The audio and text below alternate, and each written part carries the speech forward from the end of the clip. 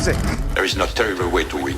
There is only winning. We won't be out long. Take your time. Track's all yours. You ready? The name on the middle of that steering wheel should tell you that I was born ready. Hit it. Attaboy. Let me drive. I will make a fool out of you. I got a message for all of them. Shake and bake. What does that do? Does that blow your mind? That just happened. These cars, you sit in a box, a coffin, gasoline all around you. It isn't like it being inside a bomb. It's tough enough being a girl on the track. Living in my dad's shadow doesn't help much. You have to be kind to the car.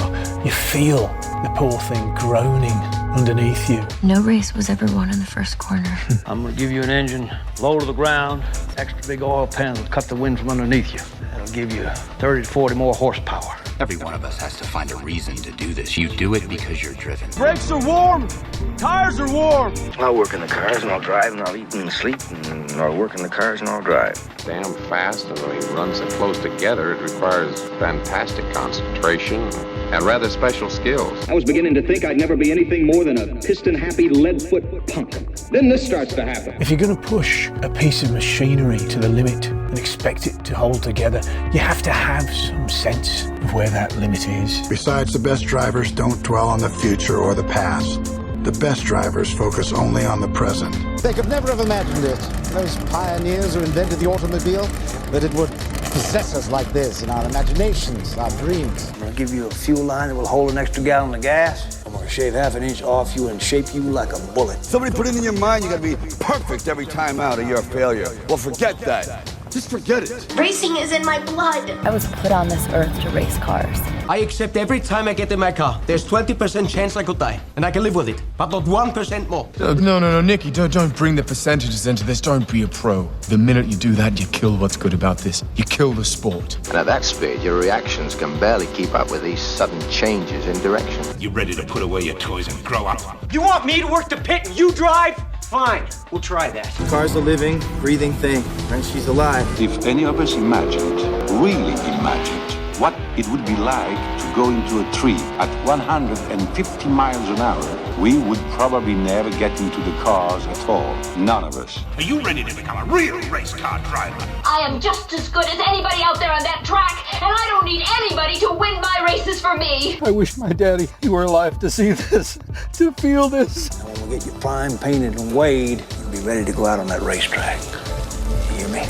You're gonna be perfect. You don't understand what happens, do you? They make 10,000 cars, they make them exactly the same way, and one or two of them turn out to be something special. Nobody knows why. When I won it was probably the last time I ever felt pure victory. So it has always seemed to me that to do something very dangerous requires a certain absence of imagination. Because I'm quicker than all of you. Soon you will know what it is like to be defeated by the hands of somebody who is truly better than you. The only thing to do here is to drive just as fast as you know how and hope your car doesn't break. And if you no longer go for a gap that exists, you're no longer a racing driver. If you ain't first, you're last. There's 40 other vultures out there who managed to finish the race on their tires. You see Darrell Waltrip using up his tires? There's nothing I can't do with a race car. Oh, hell, isn't that what we're in this for?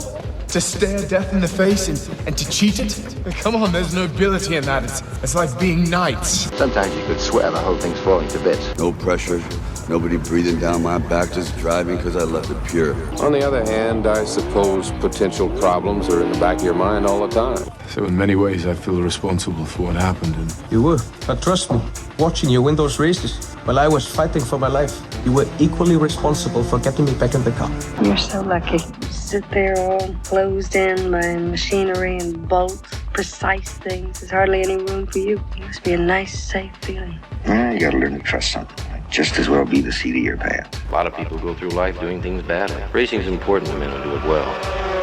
When you're racing, it's life. Anything that happens before or after, it's just waiting. Well, we can drive. We can drive beyond the limits of the tires, the engine, the car, anything else. look out there is the perfect lap. No mistakes, every gear change, every corner, perfect. You see it. I just hope when you do, that I'm there to see it.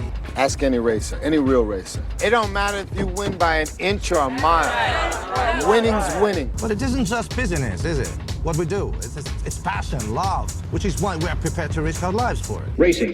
That's the name of the game, isn't it? Win or lose, put up or shut up. Why does everybody keep telling me what my problem is? That you get so emotional. You would never, ever say that to a guy. If you don't leave your feelings off the track, you're never gonna get what you want. I'm a race driver, and I can win it on my own!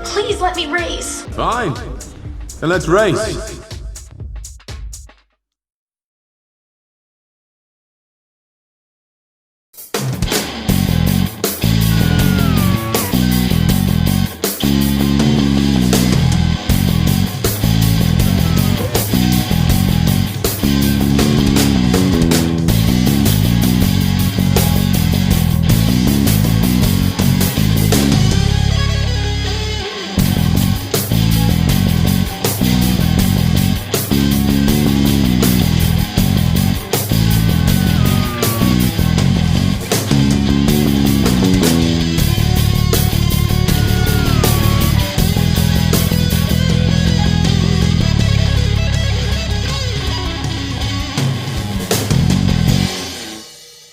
Good morning, good afternoon, good evening, and once again, welcome back to the Grand Prix World Series. We are now at the penultimate round in San Carlos, and this is set to be an exciting one. My name is Topher Smith, and I'm happy to be bringing you through today's action once again, starting off with League 2, where today titles could be decided as we take a look at how the points stand heading into this one. After Curitiba last time out, Pascal Wehrlein leads the way on 179 points, 12 ahead of his teammate Marcus Ericsson on 167, and Tatiana Calderon, the only other driver who can win the World Drivers' Championship in League 2, other than the two Fomitel. She's there on 154 points. Mick Schumacher dropped out of contention after the last race, but he can do all that he can to help out his teammate to win the title this season. Brendan Hartley in 5th place on 111 points ahead of Jack Aitken, Gary Paffett, Alexander Rossi, Kimi Asato and Lucas Di Grassi. That's your top 10. Those bottom 7 drivers not able to win a title anymore. It is well and truly between the top 3 now, and this is going to be fierce to see who's going to come out on top after today and after the final round in Laguna Seca. As far as the teams are concerned, Fomitel and Mascar Lola have already secured promotion, but it is between them to see who will be the League 2 Teams Champion at the end of Laguna Seca. Could Fomitel snatch it today, or will Mascar Lola bring it to a finale next time out? This is going to be really exciting to watch. Before we take a look at the grid, there are 2 driver changes to make a note of for today. The first one of those is at Force India. Jack Aitken is going to be on the sidelines today, having picked up a race ban last time out in Curitiba. He will be replaced by the returning Jerome D'Ambrosio, his first time in the car for quite a long time now, and he'll be alongside Raffaele Marcello in the Force India today. And the other one is at Zach Speed. Sam Birds, he also picked up a race ban last time out in Brazil, and Oliver Rowland will return into a race seat in his place. But having picked up a back of the grid job a couple of rounds ago, which he is still yet to serve, he will serve that today. So Rowland going from 26th and last on the grid, but the only way will be forward for the British driver. Well, we can't wait to get this underway, but before it's lights out, we have to take a look at the grid. And it is Marcus Ericsson who has taken the impetus here at San Carlos and put his Fomitel on pole position ahead of Tatiana Calderon and Pascal Wehrlein, the top 3 in the championship, top 3 on the grid. Mick Schumacher going to be playing support to his teammate today in 4th. Kimi Asato, a good job by him to be 5th in the Dome, ahead of Brendan Hartley in the Pacific. Jerome D'Ambrosio on his return, 7th to be the lead Force India today. A fantastic job by the Belgian there. Takuma Sato puts both Domes into the top 8, ahead of Alan McNish and Raffaele Marcello to round out the top 10. Mirko Bortolotti and the Dams Vion to be 11th ahead of Gary Paffett and the Ram. He'll be a little bit disappointed not to be in the top 10 today. Alexander Rossi and Callum Ilott link up in the Larousses in 13th and 14th. Jaime Alguersuari 15th in the Scuderia Colonia ahead of Lucas Di Grassi, Sergio Sette Camara, Christian Lundgaard, Dan Ticktum and Luciano Becchetta. That's your top 20. And at the back of the grid, Nelson Piquet Jr., Fabio Lima, Mike Conway, Jake Dennis, Andre Lotterer, and the aforementioned Oliver Rowland, who will be starting from last by virtue of his grid penalty. Well, ladies and gentlemen, we're looking forward to getting this underway. Could either or both of the championships in League 2 be decided today? There is only one way to find out, and ready and waiting in the commentary box to take you through all the action, it is over to Tom Cairns.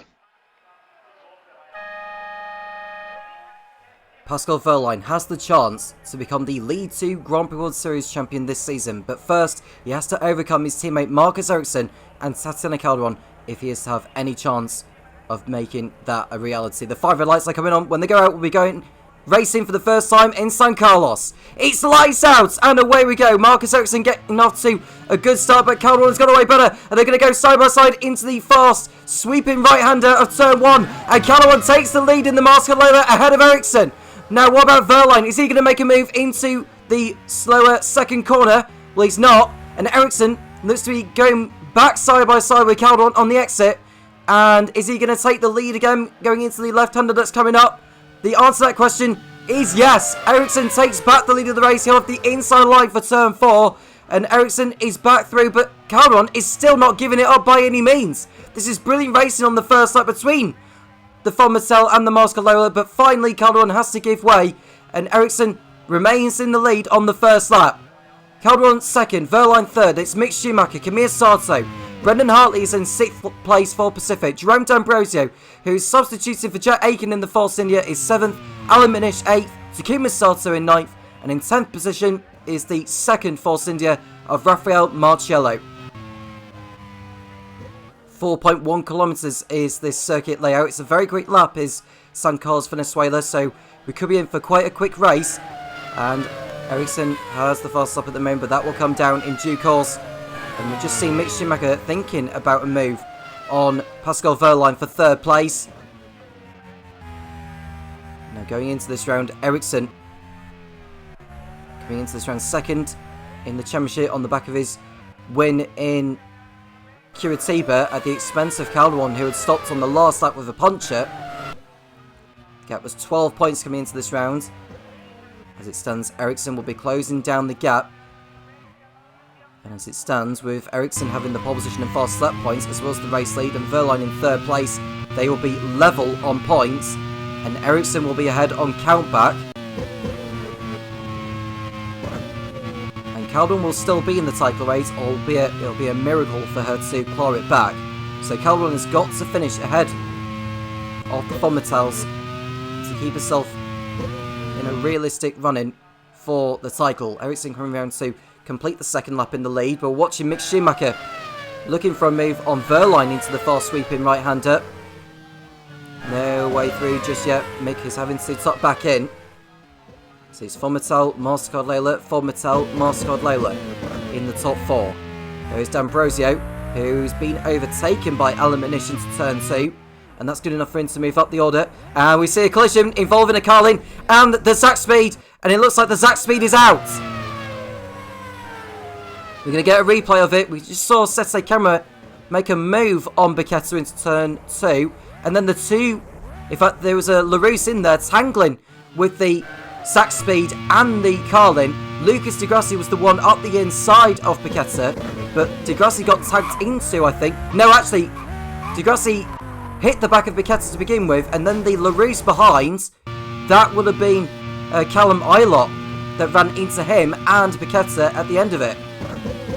So looking at Ilott's onboard view, actually Di Grassi kick-started it all off, so the contact from Ilott came after Di Grassi made contact with Becchetta, and I think anyone's going to take blame for that, it will be Lucas Di Grassi. So Di Grassi is the first retirement of the race, and that pretty much spells the end of Zach Speed's chances of promotion for this season. So Di Grassi pulled off the circuit as a tricycle. Mike Smith will be looking ahead to Season 4 in terms of whose driver lineup, who is it going to be. And no further action is going to be taken involving Becchetta and Di Grassi. And now we're looking at Andre Lotto, who's running in 25th position. He'll be hoping for the season to end sooner rather than later.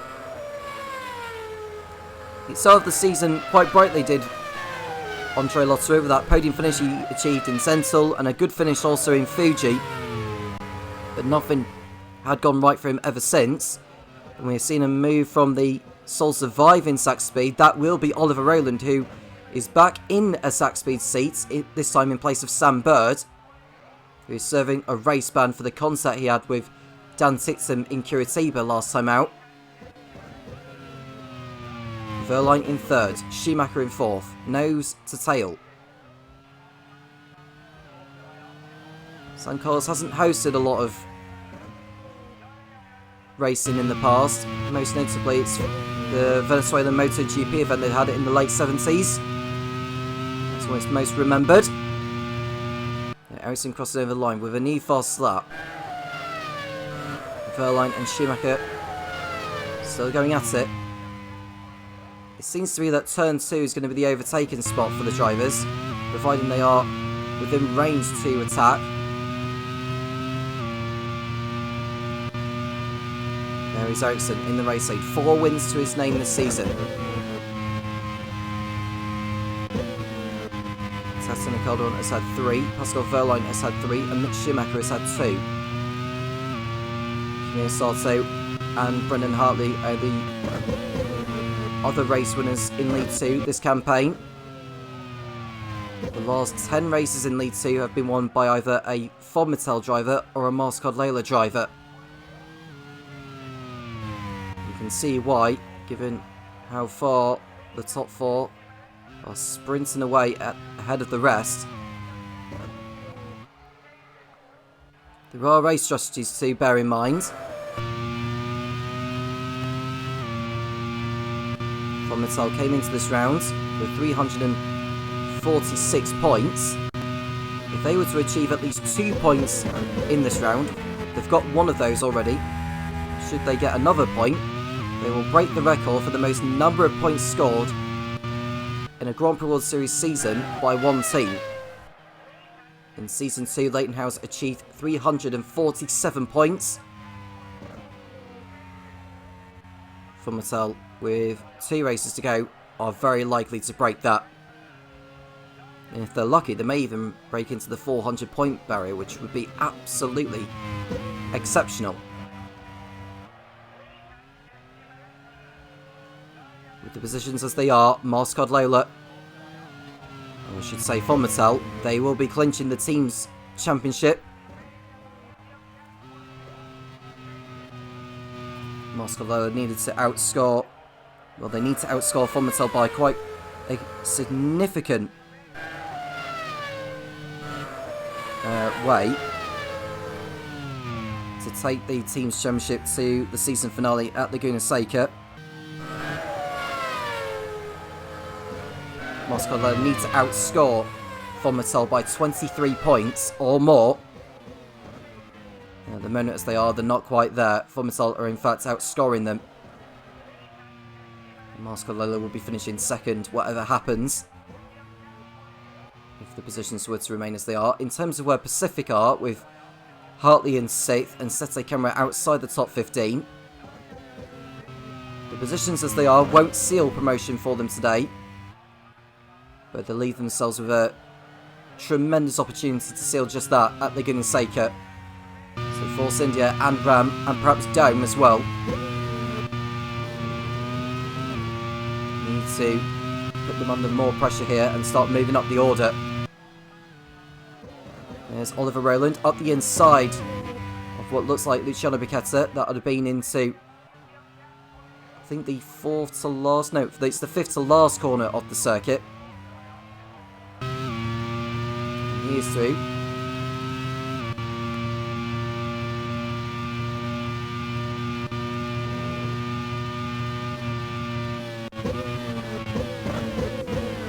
Right on board with Alguersuari. Podium finisher in Valencia. Coloni will be under new management next season.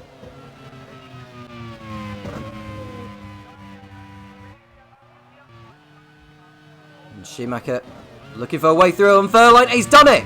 Mick Schumacher through ahead of Verline into 3rd place. That was a brilliant move from Mick. That was bound to happen at some point. It's finally there. So Schumacher through into 3rd place. 2 Mastercard Lolas in the top 3.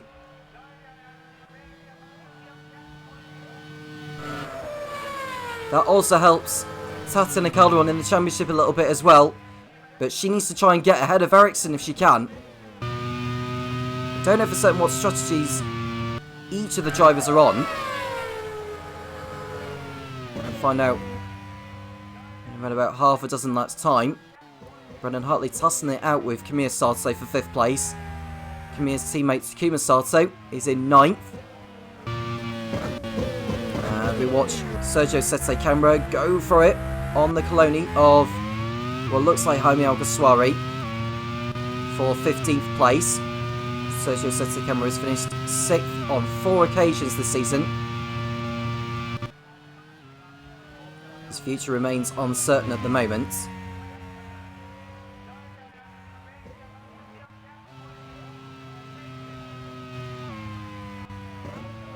And since the last round in Curitiba, there's been a calendar change for one of the rounds.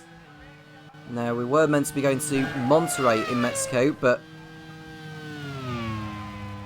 after doing some tests on that track, it was concluded that Toronto in Canada was a better option to that as one of the North American rounds. So Toronto in Canada will be replacing Monterrey on the Season 4 calendar, pairing up with the Indianapolis Motor Speedway, which was also recently announced that it would be replacing what was going to be in Barber.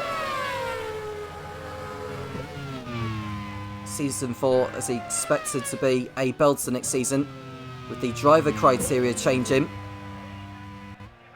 And you can have any driver you want, as long as it's not a Formula 1 race winner or a current Formula 1 driver.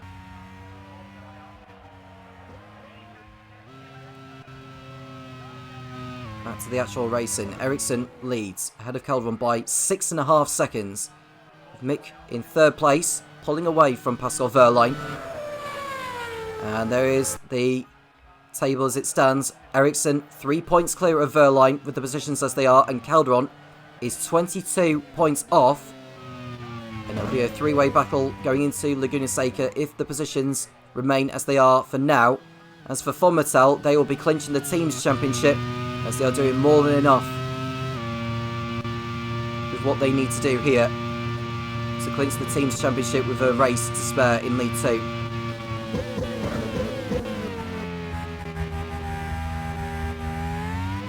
For Pacific, they are not doing enough at the moment to seal promotion. That's 28 points clear going into this round. Just seen a move from Nelson Piquet Jr. on Luciano Piquetta for 23rd place. We're going on about Pacific, with Brendan Hartley currently in 6th position, which would give them 8 championship points. Dome, who were 42 points off. They've got both drivers in the points. They'll close down the gap a little bit. Force India have got both of their drivers in the points as well. I think they're only just outscoring Pacific at the moment by 1 point. We've just seen a replay from Mike Conway, and this is on Jake Dennis. That was actually a very good overtake there from Conway. He is through, or so he thought, because Dennis fought back and found himself back through again. And there is Mick, as Alan McNish comes into the pits at the end of lap 11. It's quite early for a pit stop. But Manish feels that the time is now to be doing that. Pacific will leave themselves with a very good opportunity to clinch the team's championship, not the team's championship, clinch promotion, the final promotion spot to League 1. I think even if Ram, Dome and Force India were to outscore them by a bit, it'll still leave Pacific as firm favourites to be in the box seat for that final promotion spot. As we see Jerome D'Ambrosio competing in his first Grand Prix World Series race since Istanbul. He was replaced by Rafael Marcello from Misano onwards, but he's back in the Force India in place of Jack Aiken, who was serving a race ban after taking out Callum Ilott in the last race in Curitiba.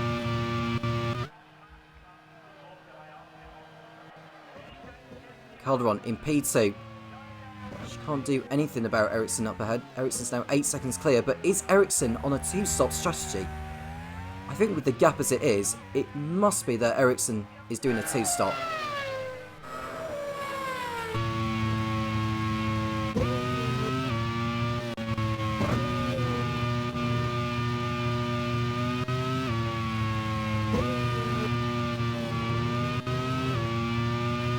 for Verline to clinch the championship, the Drivers' Championship today,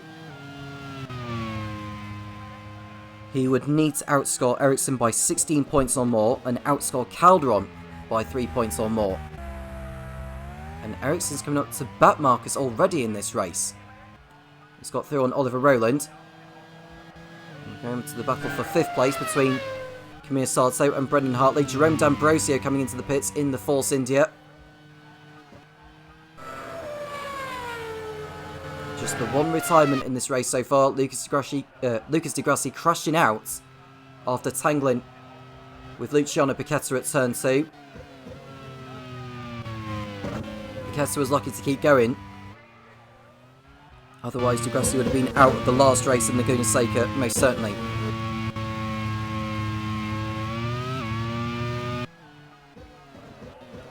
Notsura getting through on Piquetta.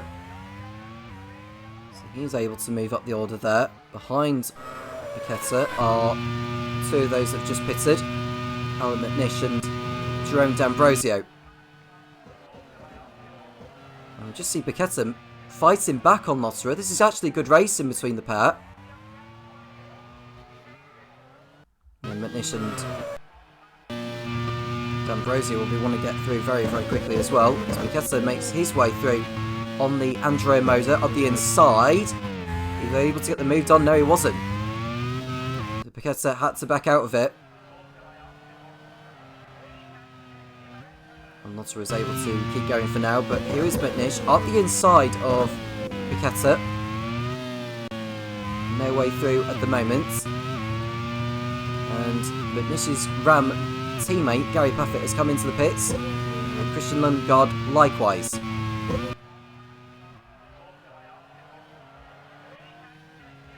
And Brendan Hartley is also in the pits. Jake Dennis as well. It's a very busy pit lane at the moment.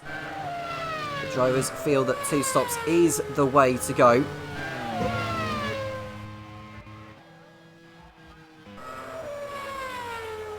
Ericsson is coming into the pits at the end of lap 15. What about Calderon? Is she staying out there? She is, and it's no surprise. If she has any chance of winning this race, she's got to try and do something different to what Ericsson's doing. To keep her slim hopes of the Drivers' Championship alive.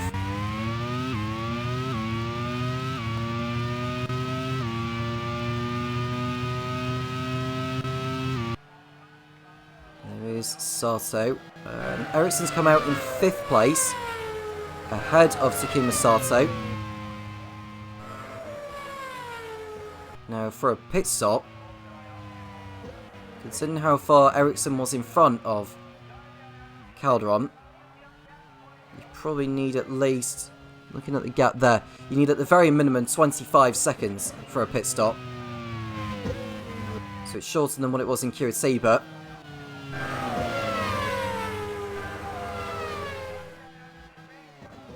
So what will Calderon and Schumacher do? What will Verline choose to do?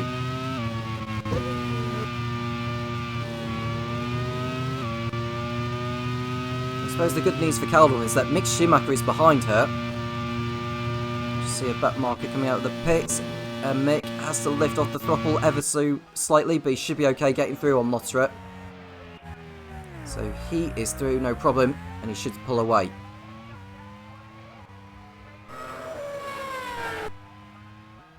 There's Verline in P3. Marcello's come into the pits in the other Force India. Fabio Lima as well.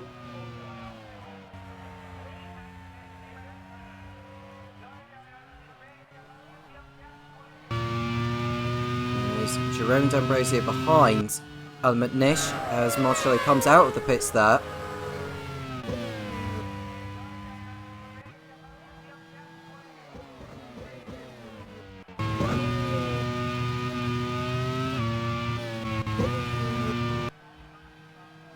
Go to the battle for 21st place as Jake Dennis and Mike Conway go toe-to-toe. Conway's not able to get through. And Mick Schumacher comes into the pits, so he decides that he needs to come in for fuel and tyres. as is Verline. Calderon remains in the lead for now. D'Ambrosio up the inside of Alamitnish. That's a fine overtake there from the Belgian. Kim Sato in third place, remaining out there. I think if you're remaining out there now and you haven't done your first stop yet, I would think that they're going to be on the one stop. Just seen Kamir Sato come out of the pits in front of Dan Tipton, and Tipton's going to get up the inside of Kamir Sato, and he's able to get through.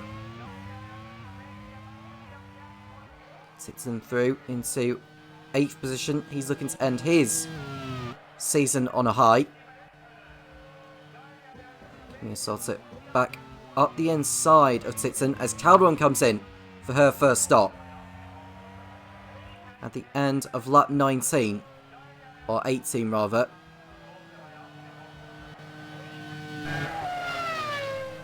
So it's the end of lap 18, so she was able to stay out 3 laps longer than Ericsson. And I think this is probably to respond to what Verline and Schumacher were doing. So there's absolutely nothing she can do about Ericsson up front. Ericsson's just unstoppable right now. It's Kim Sato and Jaime Alguersuari coming into the pits in the Dome and Coloni. And Hartley has got in front of Sato, but I think he was in front of Takuma before the pit stops had begun.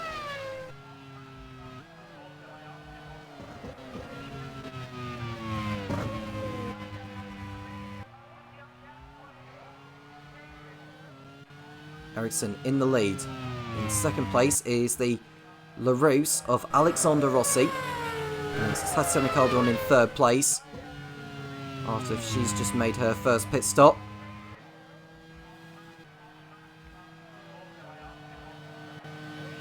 She should be close to making a move as Ericsson posts a new fastest lap. It's likely he'll keep hold of that now. So it's down to where he ends up finishing at the end of this. Alexander Rossi decides that it's time for him to go to the pits. And that releases Calderon. He'll go up into second place on circuit. So it's as you were before the pit stops had begun.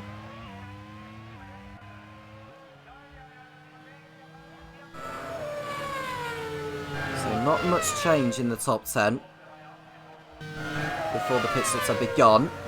We just saw Alexander Rossi coming out of the pits there and nearly taking out Paqueta as he rejoined.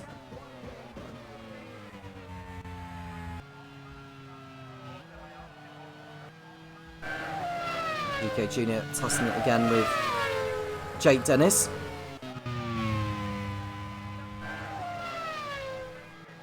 We see Dennis go for a move on Tipton, who's just come out of the pits. And the latest on the race for the title, Ericsson will be 3 points clear of Verline and 22 clear of Calderon. The title race will go down to the last race. As far as the team's championship is concerned, Von Mattel will be the team's champions in League 2. Gap is now 74 points with the positions as they are. Mascardella needs to outscore them by at least 23 points to keep the team's championship race going into Laguna Seca. It's not quite going the way they need it right now. They've got to hope something happens to Ericsson up front. He's now nearly 15 seconds in front. Now, Ericsson has had his fair share of misfortune this season.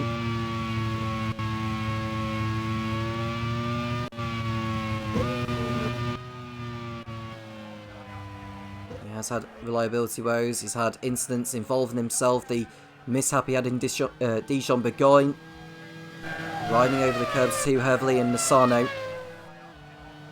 and those mechanical gremlins of which he has had in Sepang and Panonia, where he retired at the early stages.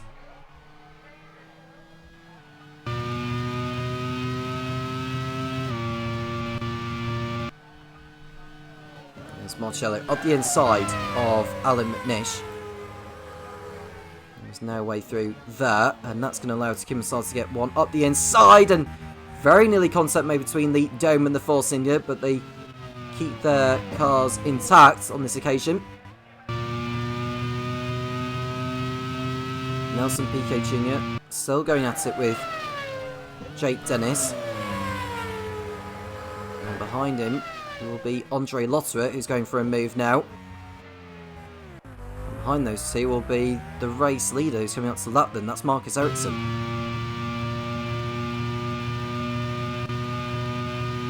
And Caldron is 1.2 seconds clear of her teammate Mick Schumacher.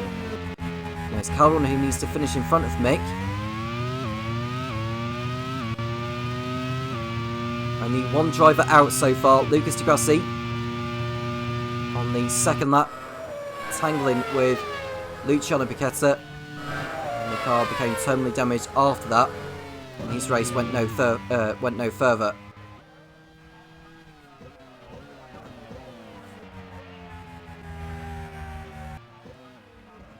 And we see Ericsson trying to get through on Nelson Piquet Jr. to lap. The Brazilian is not making it easy for him there, and he's through at last there is Ericsson. I've just seen Lotterer lining up a pass on his Andrea Moda teammate Jake Dennis, but he needs to watch out for Ericsson who's coming through. Now, does Lotterer stay out of the way here? The answer should be yes, and he has stayed out of the way. Now Jake Dennis is going to be the next driver to get the blue flags.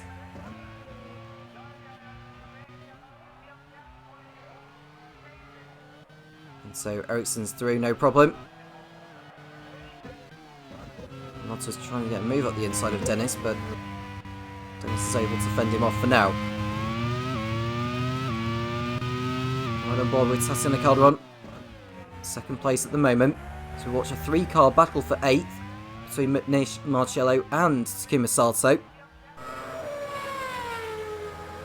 Behind those is Alexander Rossi, who was one of those to pit later than most of the others. The Roos are looking to end their season on a high in what's been a rather disappointing second half of the campaign for them. Given how well improved the likes of Force India, Ram, Mars Cordova and Fomental have been, it's just become increasingly difficult for Chris Hosey's squad to be scoring points.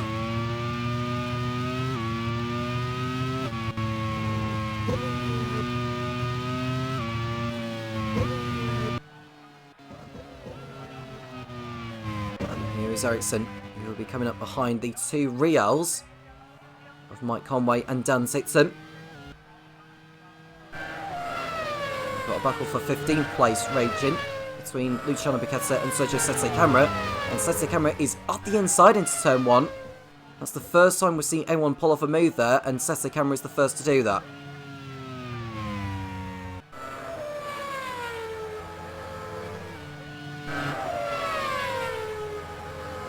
Got 200 Motors tussling, as well as the Dams Viant of Nelson Piquet Jr. Oliver Rowan is the only driver behind these lot. He's having a rather lonely race. Now on lap 26, we're approaching half race distance.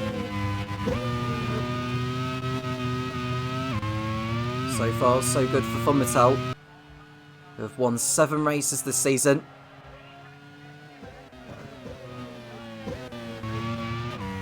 And we see the 2 Reals fighting it out between Conway and Titson. This is for 20th place. And Piquetta, who's under threat from Colomile up behind, trying to get back through on Sette Camera, but doesn't work there. And Eilert should try and go for a move into turn 2, but he's not close enough to do just that. Here's Mirko Bortolotti. He's had a promising showing for Phil Kincher's team since he arrived in Brands Hatch.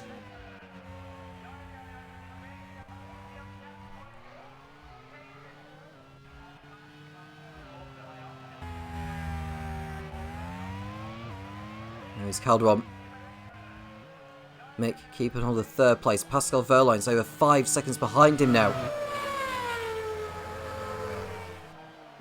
He'll be losing the championship lead as it stands is Wehrlein.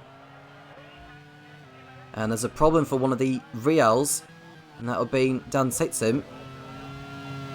And that was not a genuine overtaking move, and it looks like Titsum is carrying a problem. And looks like the ones we've got Piquetta, D'Ambrosio, and Eilert coming into the pits. And Titsum will be heading for the pits at the end of this lap.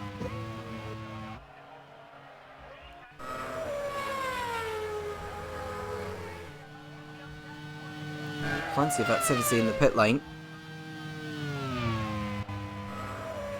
Especially those at the back of the field, but nothing as such at the front.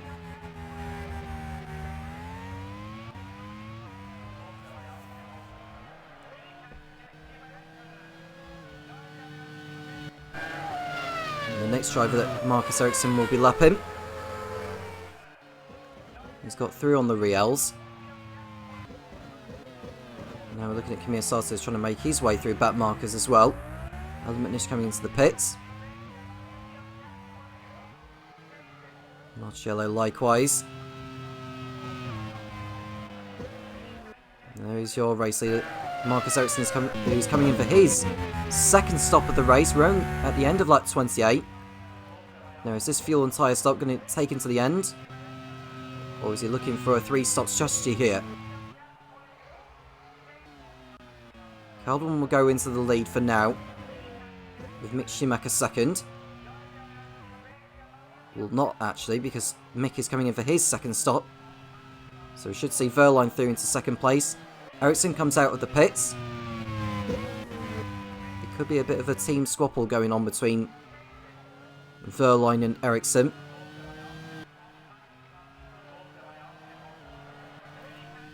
And then we see Titsum and Lotterer fighting over 23rd place. Titsum up the inside, he gets through. And Nelson Piquet Jr. will be fancying his chances. And Kimi Sato enters the pits in the dome.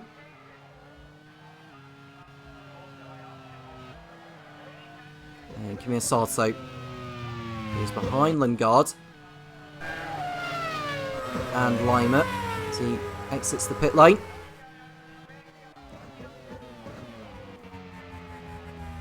As they go through turn 2. And your race leader, Tatiana Calderon, doing the best she can right now. But her championship hopes are slipping away here. As Piquetta gets lapped by Ericsson.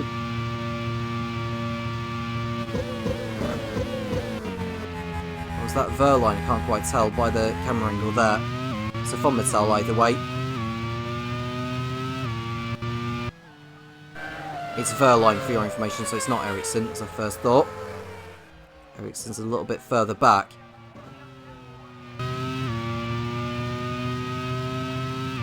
Calderon getting through on another back marker ahead. We'll see Alguersuari, Paffett and Hartley come into the pits.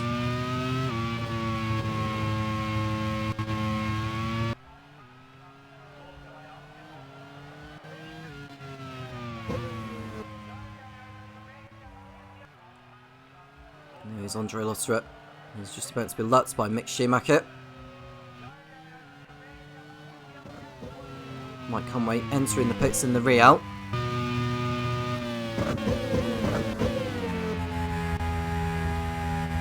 And there's an update on the championship standings. I mean, bearing in mind we are in a pit stop phase, but it shows that Wehrlein is 13 points clear of Ericsson and 18 clear of Calderon. But Calderon and Wehrlein have yet to make their second stops. As it stands, von Mittel will be the team's champions.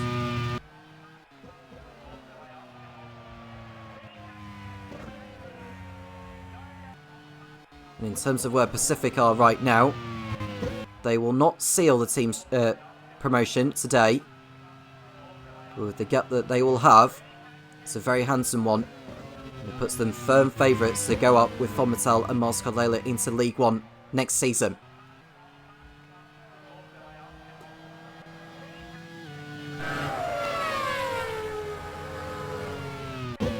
Look at Brendan Hartley, who's behind Jerome D'Ambrosio. Sette Camera exits the pits, and Verline goes for the pits now. Gary Paffett takes over at the head of the pack. Not at the head of the pack, sorry, I was just watching him as he was going through turn 1. He's actually in 17th position. Now there is the driver who's at the head of the pack. Saturn Calderon. He is so busy making their way through back markers, it's extraordinary.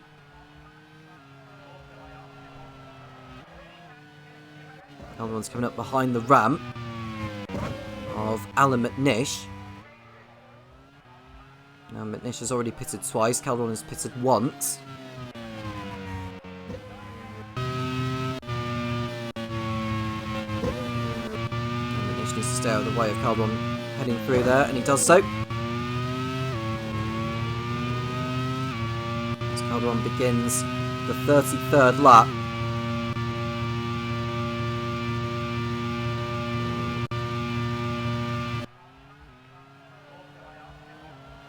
There's Mick Schumacher.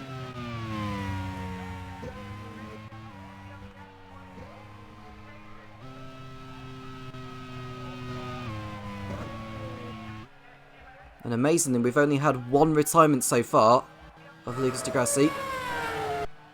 Retiring on the second lap after a collision. There's a move there from one of the Colonis. That would have been Alguersuari getting through. Now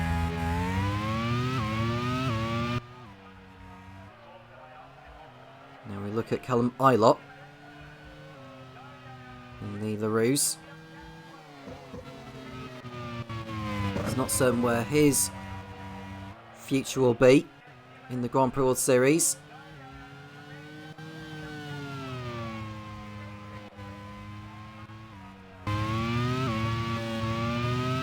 Now we go back to Pascal Wehrlein, who's running in 4th position, making his way through the Andre Moda of Andre Lotterer. Calderon comes into the pits from the race lead now, as Alguersuari gets overtaken by Jake Dennis. And he does not look to be going that quick, in all honesty.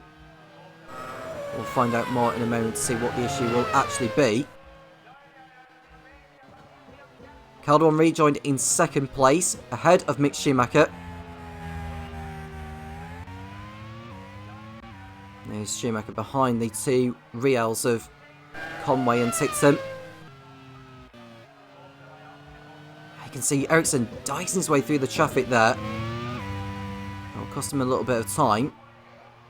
We saw the Ram and the Pacific get through on Alguersuari, so I wonder if Jaime's going to be heading for the pits to get the problem sorted out.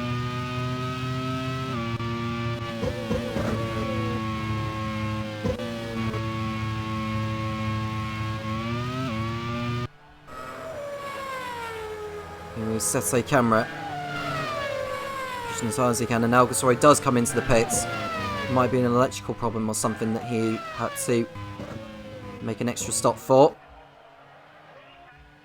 And there is Mick Schumacher finally through on the Riels. He's lost a bit of time, been stuck behind them. It doesn't look like Wehrlein's going to be troubling those ahead. So if he knows he's not going to be troubling those ahead, he'll have to make sure he keeps hold of 4th position ahead of Kamir Sato. He's had a very good race so far for Dome.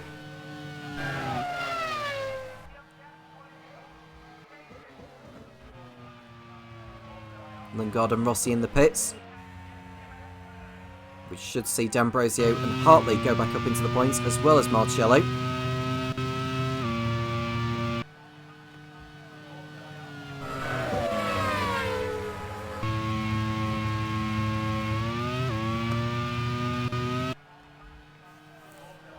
There we see Sette Camera. There's a Coloni coming out of the pits there, and Sette Camera had to dodge his way round the Coloni to not only pull off the move there, but also the Ram That was very, very nearly an accident there, but thankfully Setsukema was able to get through into 13th position.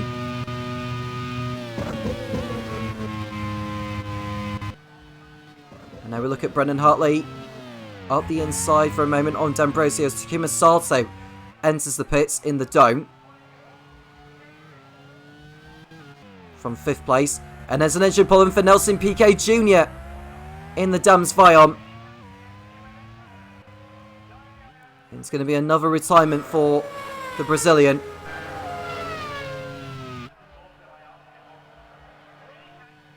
He was at the back anyway.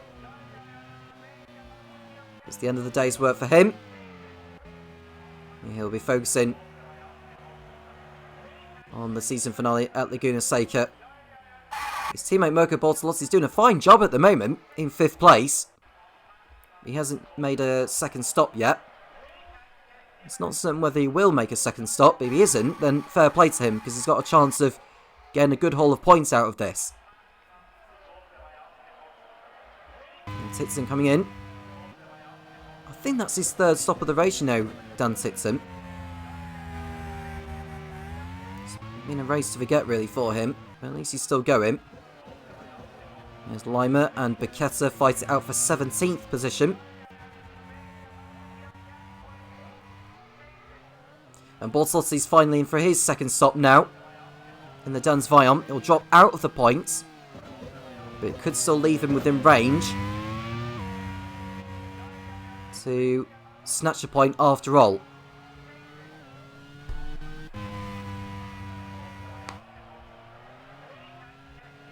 There's Mick Schumacher in 3rd position behind Tatiana Calderon. As Marcello locks up in to turn 2. Bortolotti is rejoining 12th place and a lap down on the leader.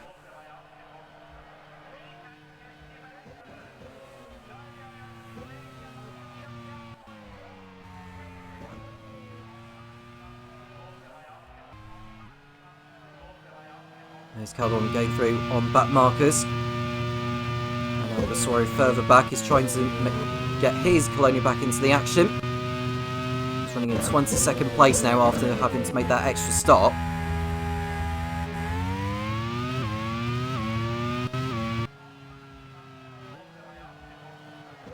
Calderon in P2 ahead of her German teammate as Brendan Hartley goes for a move on Jerome D'Ambrosio. This is for 6th place. As it stands with the positions as they are, Dome and Force India will be closing in on Pacific, but ever so slightly.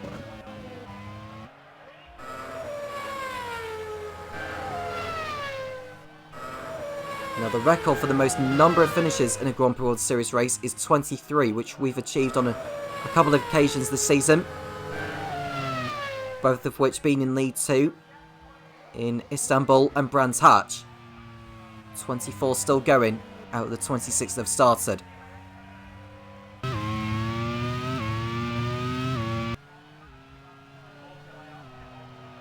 there is Ericsson trying to make his way through back markers at the moment.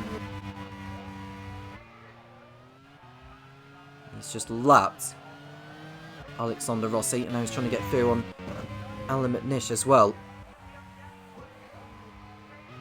Goes round the outside into the Parabolica, does Ericsson.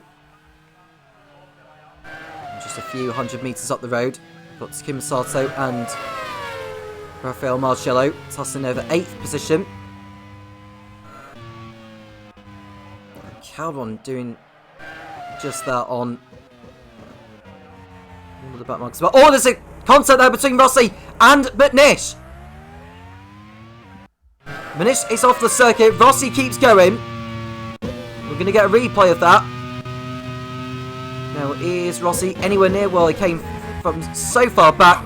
And yeah, he was too far back to make that move work. And I have to say that Rossi's going to be picking up a time penalty for that. And McNish is waiting for the traffic to go through before he can rejoin. And that's hurt his race and Ram's chances of promotion.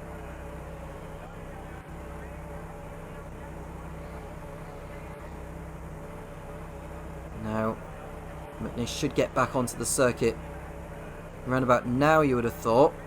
He doesn't want to rejoin into the path of another driver. Now, if he ends up retiring as a result of the contact here, then Rossi will pick up a race ban for Laguna Seca. Manish is back on circuit now in 22nd place, and it should be a 30-second time penalty for Alexander Rossi. It's 10 seconds actually. And it's a back of the good job for Laguna Seca, for the American. And an update on the championship table as it stands. Ericsson will be 3 points clear of Verline, and Calderon is 22 points off. At least Calderon keeps herself in the running for the title. As it stands in the team's championship, Fomitel will seal that accolade. Marco Lola needing to outscore them by at least 23 points to keep the race going, but it's very unlikely that's going to be the case now. So going back on Rossi's case, it was a 10-second time penalty, not a 30-second time penalty. It's a back of the good job as well for the LaRousse driver. Wherever he ends up, 10 seconds will be applied to his race time. It will leave the door open for Mirko Bortolotti to snatch a point out of this, which would be some effort from him.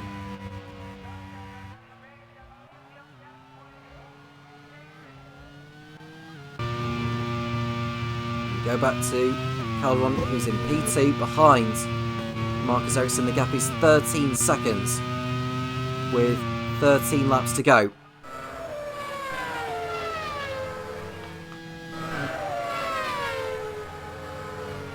And we see Fabio Lima trying to get through there on Callum Eilert for 15th. And Ericsson's just put a lap on Jerome D'Ambrosio. The next man ahead of him will be Brendan Hartley.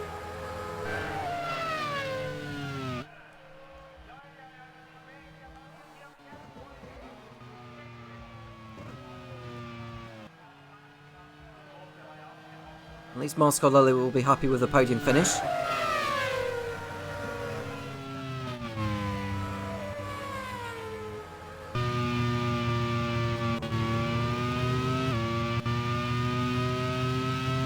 There's Ericsson coming up behind Hartley to lap. Let's go through that fast sweeping right-hander of turn 1.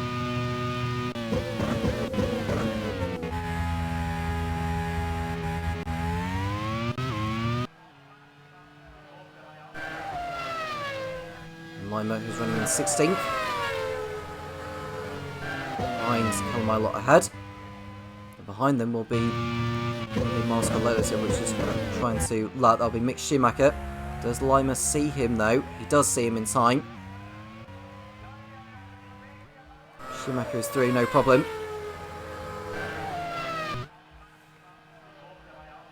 Here is Mick in 3rd place.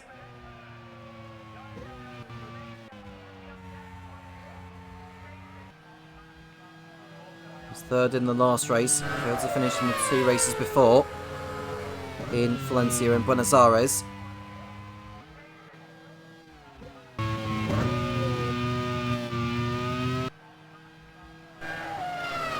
Look at Takuma Sato, who's running 8th behind D'Ambrosio, who have been at it since the beginning. Dome, as it stands, will be collecting 14 championship points. Force India will be collecting 8. Pacific will be collecting 8.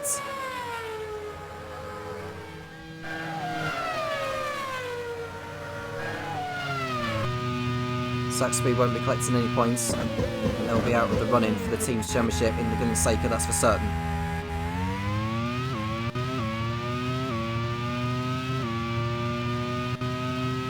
As for Ram, who at the moment are not going to be getting any points out of this, they're going to be falling further and further behind. In fact, as it stands, they'll be 39 points behind 3rd place Pacific, with only 45 points left on the table.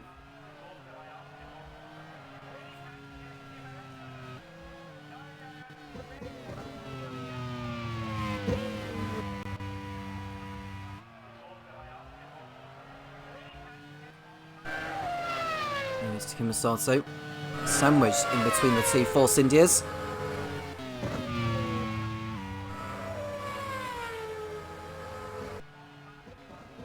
And Oliver Rowland's just been laps there, and we see a problem for Fabio Lima. Does he get into the pits? No, he doesn't. He's past the pit lane. And his race is about to end on the sidelines. It's not going to be any points coming his way, and no points coming in the way of Carlin in this one. As it stands, it's going to be 8 races without a point for Perry Brown's team. That's the 3rd driver to pull out of this race. It's a gearbox issue for the Swiss. Only the top 5 now are on the lead lap. Kamir Sato running in 5th place. He's nearly a whole minute off the race lead. Dan Titsum gets through on Oliver Rowland for 22nd.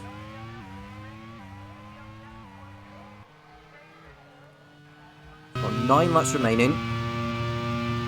Calderon continuing to make her way through back markers. And you can see the 2 Force Indians in the dome. There's Rossi behind them, but he's got that 10-second time penalty which will be applied to his race time. And the point will be going in the way of the Dems Viant squad. And Mirko Bortolotti. Be 4 races in the last 5 of which they've scored points. Should they remain there, they will actually move in front of Carlin into 11th place in the team's championship on countback. Going into the last race at Laguna Seca.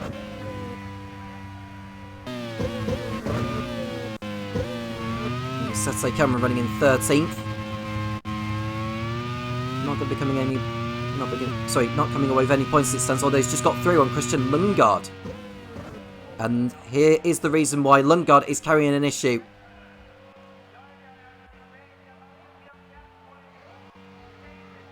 And he's going to be retiring.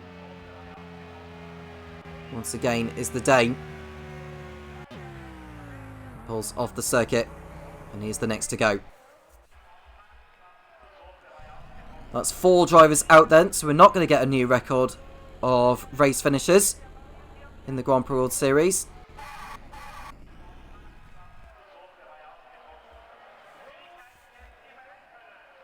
Lundgaard's car lifted over the barrier.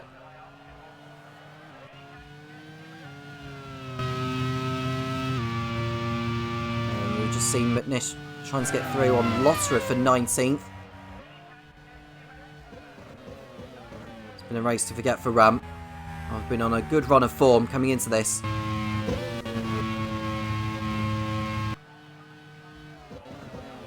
And there is Verline, who's half a minute off his teammate, Pascal Verline.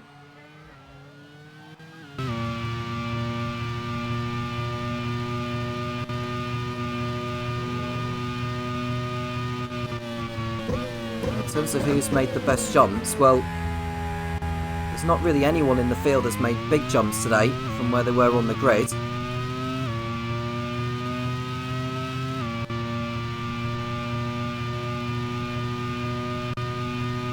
And whilst we are into the closing stages of the League 2 race, we'll have a rundown on the Season 4 calendar. That is set out to be a really compelling series to look forward to in Season 4. Which will get underway at some point later in the year. We kick off in Jacarepaguá, Brazil. Followed by Buenos Aires, Argentina. And it's off to North America at Indianapolis Motor Speedway, which should be a belter of an event. And it's to Toronto in Canada. Montjuic in Spain. Dijon-Périgord in France. And it's off to Mugello in Italy, Nürburgring, Germany, which will be the venue for the mid-season test. And it's off to Istanbul Park in Turkey, Pärnu in Estonia, Anderstorp, Sweden, Zhuhai, China, Ortopolis, Japan, Yeongam, South Korea, Sepang, Malaysia, and the season finale will be a new destination in Service Paradise, Australia.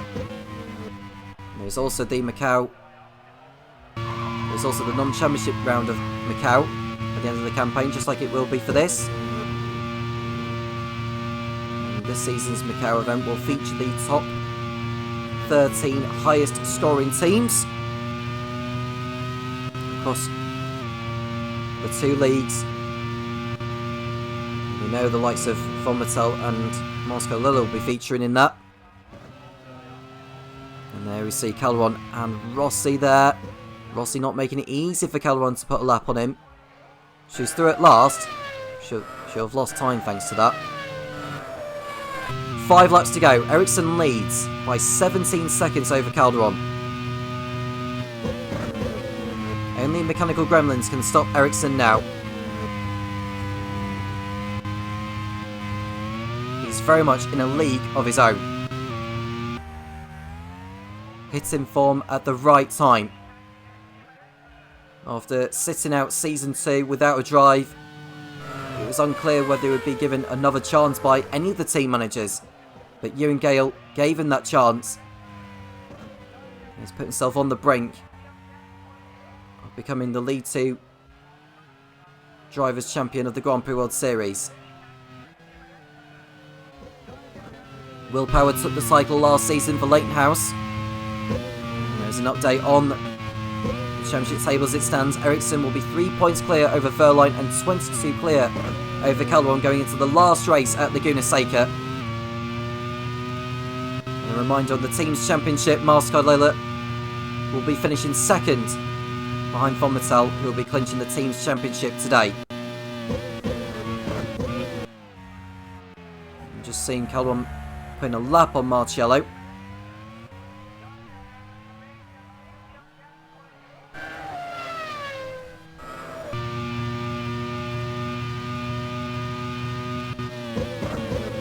You see Calderon getting through on the back markers, but she's very much running out of time, so she'll have to hope something does happen to Ericsson, which is very, very unlikely.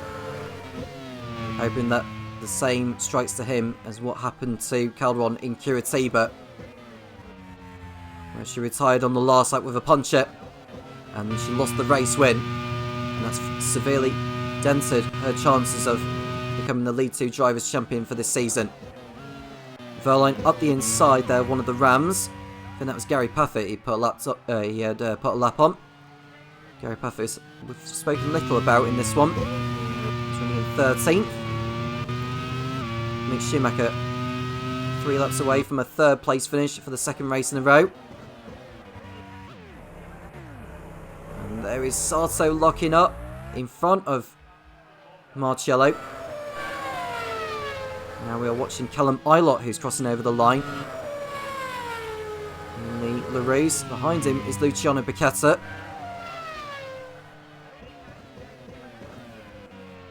And Kimiya Sato has now been lapped by race leader Marcus Ericsson, so only the top 4 are on the lead lap.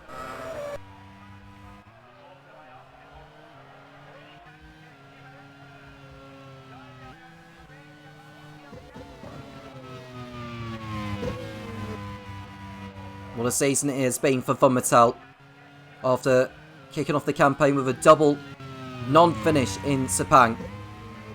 It was very unclear as to how reliability was going to impact their quest this season.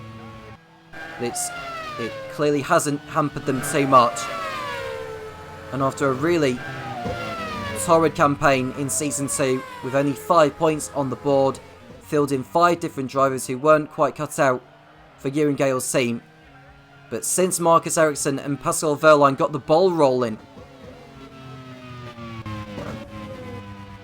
with the wins, the first one coming in Zenzel, which Ericsson had taken, which very much had ignited his Grand Prix World Series career after a disappointing time of it with Simtech and Midland in Season 1. They are about to achieve their first Grand Prix World Series championship, and by doing so in League 2. And there's a problem for Mike Conway, who's going to be pulling out in the closing stages. He had a fairly good race, did Conway, running in 16th, but it looks like he's going to be out before the checker flag. Marcus Ericsson has started the final lap of the race in the Vomitel. And we'll want to go to him as Conway pulls off. What a race from Ericsson, untroubled from start to finish. Von Mattel have done more than enough to do what they needed to do today. And Ericsson is going to leapfrog his teammate Pascal Wehrlein into the lead of the League 2 Drivers' Championship going into the season finale at Laguna Seca. That will be very, very intense of a finale between the two drivers, as well as Tatiana Calderon, who will still have an outside chance. But for today, Von Mattel are about to make history. Marcus Ericsson wins the League 2 San Carlos Grand Prix, and doing so, Von Mattel are the League 2 Teams Champions of Season 3. Tatiana Calderon 20 seconds behind. Crosses over the line in second place. She keeps herself in the hunt. And Mick Schumacher will make it a double podium for Marscard Layla. They will finish second in the Teams Championship, whatever happens. And Pascal Wehrlein will still be very much in the hunt for the championship going into Laguna Seca. And Von Mattel are the Teams Champions of League 2 by finishing first and fourth, outscoring Marscard Layla today, which was always going to be more than enough. Kimi Sato a lap down in fifth, ahead of Brendan Hartley and Jerome D'Ambrosio, who's done well filling in for Jet Aiken in the Force India. Takuma Sato 8th, Rafael Marcello 9th, and Alexander Rossi's time penalty is going to drop him out the points. So Mirko Bortolotti picks up the last point for Dans Voyon. But there's your race winner, Marcus Ericsson in the Von Mattel. They clinch the League 2 Teams Championship. Tatiana Calderon coming home in second place ahead of Mick Schumacher. Pascal Wehrlein making it 2 Von Mattels in the top 4. Kimi Sato in a strong 5th for Dome. Brendan Hartley in 6th. Jerome D'Ambrosio in 7th, and it's Takuma Sato in the second Dome in 8th. Rafael Marcello is 9th in the Force India, so 2 Force Indias in the top 10. The last point going to Mirko Bortolotti in the Dans Voyon. Sergio Sette Camera 11th. Alexander Rossi 12th after his time penalty, and it's Gary Paffett and Callum Ilott. Luciano Piquet was 15th ahead of Jaime Alguersuari, Jake Dennis, Alan McNish, who is 18th after that collision with Rossi. Andre Lotto in 19th, and it's Dan Titson in 20th position. In 21st place is Oliver Rowland after a lonely race. Mike Conway pulled out in the final few laps, but is still classified. Christian Lundgaard, Fabio Lima, Nelson Piquet Jr. and Lucas Di Grassi did not finish the race. The points for pole position and fast lap went to Marcus Ericsson. Well, at least one championship has been decided today. That is the Teams Championship. Ewan Gale will be celebrating in the garage long into the night, but the celebrations won't be over yet, or at least it won't be from his perspective, because one of his 2 drivers are about to clinch the Drivers' Championship in League 2 at Laguna Seca in a couple of weeks' time. Calderon is still very much in there, albeit 22 points behind with 27 points left on the table. She needs a minor miracle for both Von Mattels to have an absolute mare of it in the USA if she's going to come away and complete the fairy tale story over in the States. As for Pacific, with Hartley's results, that puts them on the brink of joining Von Mattel and Marscard Layla in League 1 next season. Let's run down on the championship standings in League 2 in both the Drivers' and the Teams' Championships, courtesy of Topher Smith, and we'll be back for the League 1 race very, very shortly. A huge congratulations to Von Mattel for taking the League 2 Teams Championship in Season 3 of the Grand Prix World Series. Massive well done to Ewan Gale, the team manager of Von Mattel. He will be racing in League 1 next season, and he cannot wait to get underway in Season 4 and fight with the big boys for the League 1 title. But how has that race left the points? Well, the Drivers' Championship is still yet to be decided, and heading into the last race next time out in Laguna Seca, Marcus Ericsson leads the way on 194, 3 points ahead of Pascal Wehrlein on 191, and Tatiana Calderon still holding on 172 points. Mick Schumacher is out of it, as we said already, but he will be doing everything he can to help out Tatiana Calderon and make sure that she takes the title next time out. Brendan Hartley, Jack Aitken, Gary Paffett, Kimi Sato, Alexander Rossi and Lucas Di Grassi all still in the top 10, and they can be happy with the seasons they've had to be in the top 10, but surely they will be loving to fight for the championship next season. As far as the teams are concerned, Von Mattel have won it on 385, Mastercard Lola will also be promoted on 311, and the fight for the final promotion spot, Pacific Grand Prix on 151, Force India on 123, Dome on 115, and Ram Racing on 112. One of those 4 teams will be promoted to League One in Season 4 along with Fomitel and Mastercard Lola. That's going to be one of the main stories heading into the final round at Laguna Seca next time out. But for now, we are going to look ahead to the League One race today, and it is between Scott Dixon and Antonio Felix da Costa, 176 and 149 points respectively. All Scott Dixon has to do today is outscore Antonio Felix da Costa by a single point, and he will be the champion for a second season in a row. Da Costa will be doing everything in his power to make sure he gets as high a result as possible today, while Nick de Vries will be looking to play support to his Portuguese teammates in the Minardi team. As far as the team standings are concerned heading into this one, it is not decided just yet. Minardi, Simtek, Manor and Leighton House all still able to win it mathematically, but realistically you'd have to say it is between Minardi and Simtek. Minardi could potentially clinch it today, but they will have to get the results to make it happen, and we'll keep an eager eye on their progress throughout today's race. A couple of bits of driving news to bring you before today's race, the first of which comes from the Onyx team. Sebastian Bourdais picking up a race ban last time out in Curitiba for taking Sean Galail out of the race, and he will be replaced by the Onyx reserve driver Kazuki Nakajima, who will return to the race seat for the first time in quite a while, and will be looking to make an impression as he looks for a seat for Season 4. The second and last driver change is at the Super Aguri team, where Michael Gillespie has acquired the services of Leighton House reserve driver Helio Castro Neves for today.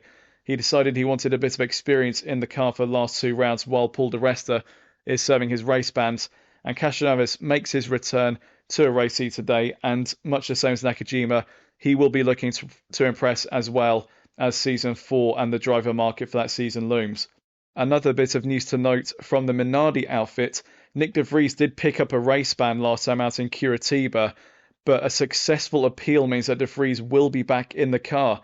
Giacomo Pagliaro did not accept the explanation of the stewards for de Vries' disqualification, and after much deliberation it went to a public vote between the team managers to decide whether the race ban would stick or whether it would be overturned, and the team managers voted in favour of Giacomo Pagliaro, and Nick de Vries' race ban was overturned and he will be racing today. So he'll be keen to make an impression and help Minardi to win the team's championship here today. But before we get underway, let's have a look at how the grid lines up for today. And Manor has taken its 3rd pole position in a row, Kamui Kobayashi this time, putting on pole position for the first time this season. Nick de Vries, the one who had his race ban overturned, he will be starting from 2nd today, ahead of the champion-elect Scott Dixon, looking to make it 2 titles in a row. Pato Award 4th in the hours, ahead of Jean-Eric Verne, doing an impressive job in the Prost to line up 5th today. Jose Maria Lopez is 6th in the second manner, ahead of Antonio Felix da Costa, who will be disappointed with his qualifying to be half a second off the pace, and he will be doing everything he can to make his way through the order and get ahead of Scott Dixon by the checkered flag to take the title fight all the way to Laguna Seca. Will Power will start from 8th in the Leighton House, ahead of Marco Wittmann, and Luke Browning in the second Simtek rounds out the top 10. Nick Yellerly and Alex Lynn in the 2 HRTs share row 6. Daniel Gadea start from 13th in the hours, ahead of Helio Castro Neves, returning but this time with the Super Aguri team. Kazuki Nakajima, also returning, will start from 15th as the lead Onyx. A great job by him today. Jean Galail 16th in the BAR, ahead of Sebastian Buemi, Nicholas Latifi, Louis Delatraz and Antonio Fuoco. That is the top 20. And at the back of the grid, Alex Palou and Colton Herter will share 21st and 22nd in the AGSs. Robin Fines 23rd in the Super Aguri. Naoki Yamamoto, Roy Nissany and Felipe Nasr round out the grid. Well, we have 2 titles that could be won in today's race. Scott Dixon aiming for his 2nd World Series title in a row, and Minardi looking for their first. It's going to be an exciting one, and Tom Cairns is itching to get you through the action once again. So Tom, over to you. Only 2 drivers left in the running in the race for the title. Scott Dixon could clinch the title here if he was to outscore his rival Antonio Felix da Costa by a single point. We'll find out whether he is able to do it in the next 54 laps. The 5 red lights are coming on now, and when they go out, it's race time in San Carlos. Lights out, and away we go. Kamui Kobayashi getting off poorly from pole position, and that's going to allow Nick DeVries to pull alongside and get through. Nick DeVries is in front of the manor, and look who's coming through. It's Pato O'Ward in the arrows, who's made a tremendous start, but he has to tuck back in behind the Minardi, and he's gone up into second place, has the Mexican. There's debris flying around. Don't know who has lost a front wing or rear wing. We'll get to that in a moment. But so far, no major incidents as far as we know. We just saw Luke Browning coming through. This Jean-Nic Verne is just ahead of him in 6th place. There's a car off. Marco Wittmann in the wall. And he's come together with one of the Onyxes. We'll have a look to see how that actually happened. It looks like, did Wittmann move across there? I think that's Antonio Frocco, who he came together with. Or was that Kazuki Nakajima? I couldn't quite tell. It was Nakajima. In fact, Wittmann, who had already lost his rear wing earlier on in the lap, is coming together with Kazuki Nakajima, and both drivers are out of the race on the spot. Actually, yep, it was Alex Lynn that ran into... Was it Alex Lynn or was it Nick Yelly? I think it might be Nick Yelly that ran into Wittmann to begin with and caused that incident. So yeah, so Yelly kick-started it, and Wittmann didn't notice that Nakajima was there, but to be fair, that rear wing loss would have caused him to slow down a little bit so that he didn't go flying off the circuit by himself, and Nakajima was just an innocent bystander in all that. So Wittmann is out of the race on the first lap. And we'll hear what the stewards have to say on that incident there. And Nick Yellerly, instead of a race ban and disqualification, has been given a 30-second time penalty and a back-of-the-grid drop for the season finale at Laguna Seca. He's very lucky as well. And Marco Wittmann, for causing Nakajima to go off the track with him, has been given a back-of-the-grid drop for Laguna Seca. Lap 1 completed then. DeVries leads, O'Ward second. It's Kobayashi, DaCosta, Dixon, Verne, Browning, Power, Lynn and Lopez in the top 10. As it stands with the positions as they are, Minardi are about to go up, they're about to clinch the Team's Championship in League 1, and the Drivers' Championship will go down to the last race at Laguna Seca. And there's been a collision towards the back of the field involving Colton Herter, who has been in the war so much this season, has been hit from behind by one of the 40s. It was Rai Nissani who ran into Herter at turn 2. And I would expect Nissani to get given the same penalty as what Nick Yellerly got for the collision with Marco Wittmann. And he does get the same penalty as Yellerly. So it's a 30-second time penalty and the back of the grid drop for the last race at the Laguna Seca.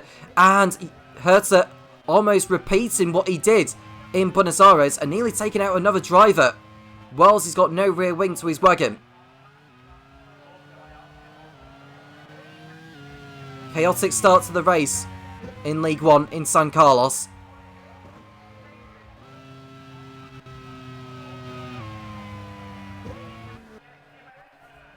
But so far it's DeVries who's leading. And after the race ban was initially given to him, team manager Giacomo Pagliaro of the Minardi squad appealed that, and the punishment was later rescinded, and therefore DeVries was allowed to take his place on the grid here in San Carlos as Herter comes into the pits.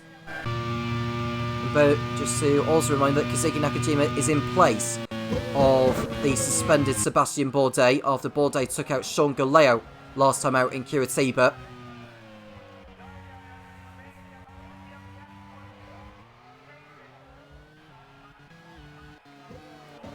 DeVries, Kobayashi, O'Ward in third place, DaCosta fourth, and it's Dixon who's fifth. 27 points was the gap between the two coming into this. The gap will only come down by a couple of points, but it still keeps DaCosta in the running for the title. He'll need to get through on O'Ward very quickly. Didn't qualify very well, did DaCosta, but he's looking to make up for that here now. Kobayashi with the fastest up of the race. You want to go to the battle for third place between O'Ward, DaCosta and Dixon. No way through yet for DaCosta. They cannot afford to spend too much time stuck behind the Mexican. He needs to win this race, does DaCosta, to keep his realistic hopes of the Drivers' Championship going into Laguna Seca. Is going to go up the inside of O'Ward into turn number 4. And DaCosta can't get through there. He has to hold back.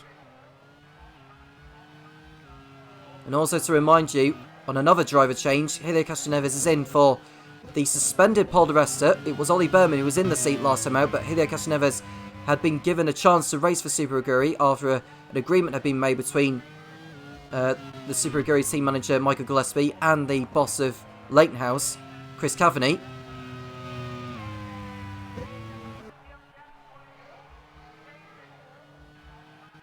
They come around to complete lap number 4. Kobayashi with a knee fast lap of the race again. We are seeing DaCosta making a move on O'Ward into turn 1. We want to be going to that because he's just got the move done there. Did Antonio Felix DaCosta. We're looking at a replay now, and he's going to pull into the slipstream of O'Ward into turn 1. DaCosta up the inside. O'Ward leaves him enough space, and DaCosta makes an important manoeuvre to go up into 3rd place. 2 Minardis in the top 3 now. And we see Lopez trying to get through on Alex Lynn ahead. And further back we saw Sean Galeo trying to get through on the 2nd HRT of Nick Yellowly. Now it's mathematically possible that AGS, Midland and 40 could go down today, but as it stands with neither of the BARs in the points, that won't be happening at the moment. 40 are looking destined, Midland are looking destined, AGS may have some form of chance still.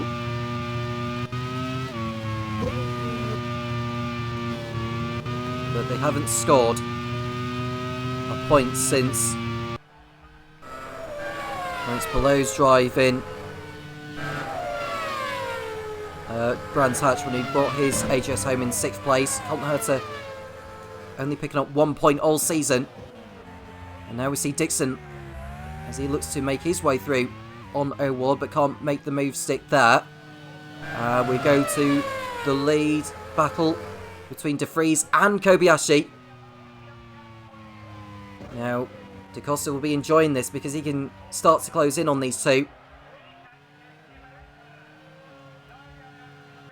It's De Vries leading ahead of Kobayashi, but for how long? Because Kobayashi is up the inside of De Vries, and no way through just yet for the Japanese.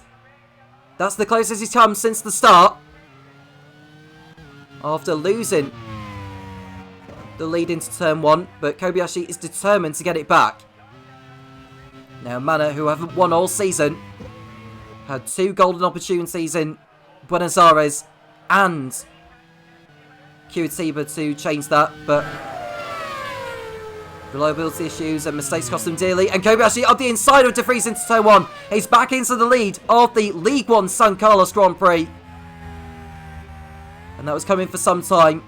And the 7th lap is where Kobayashi is through into P1 as we watch Sebastian Buemi get through on Sean Galeo into 13th position. Buemi, who has been off the pace again in qualifying, determined to make up for it in the race here. Leighton House are still mathematically in the team's championship fight, but as it stands, Minardi with De Vries in 2nd and DaCosta in 3rd. They need to outscore Simtek by 7 points at least in order to clinch it. And as it stands, they look to be on course to do that. Bearing in mind that Mana and Leighton House are not outscoring them at the moment. And there's Dixon. Looking to make a move on O'Ward into turn 1. Does he do it here? Not quite so, as Alex Lynn comes into the pits at the end of lap number 7. That's an early time in the race to be making a pit stop. Lap 11 was the earliest that we saw a scheduled pit stop being done by anyone in League 2 earlier on today.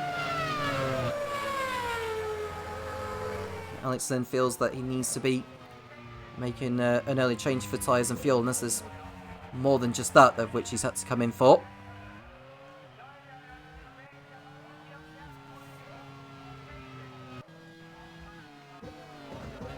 Lopez is in 9th position ahead of Young Kandaya, for your information. That's because Alex Lynn came into the pits from that position. And then we watched Naoki Yamamoto is running in 21st place. He had a spirited effort in Curitiba last time out, despite the fact he didn't actually score any points. But that was his best race of the season so far.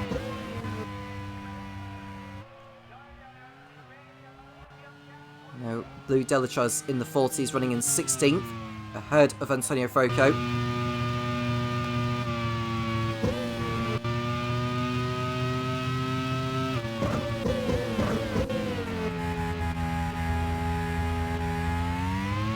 Just the one retirement so far. In this one, Marco Wittmann crashing out on the first lap after being hit from behind by Nick Yellerly to begin with, which lost him his rear wing, and then collected Kazuki Nakajima into the fast left hand, of which you've just seen Sebastian Buemi go through. That's only the second non-classified finish of which Prost have had all season. They've had a very good reliability record throughout the campaign. But Wittmann out on the spot. Verne is still going in 6th place.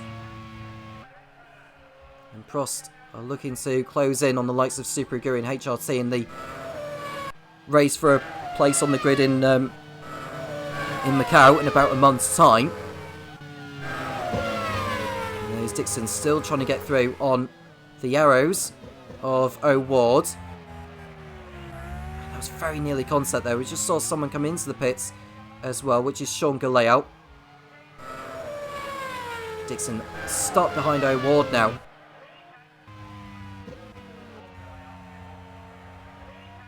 Kobayashi leads. De Vries second place as we watch Yamamoto try to make a move on Robin Frines, who's been off the pace once again in the Super Aguri. It's been a disappointing campaign for the team, who had won the team's championship last season in League One. Michael Gillespie with some work to do for next season in terms of what he's going to do to make the car better than what it has been, as well as a thought on who's going to be driving for him next season.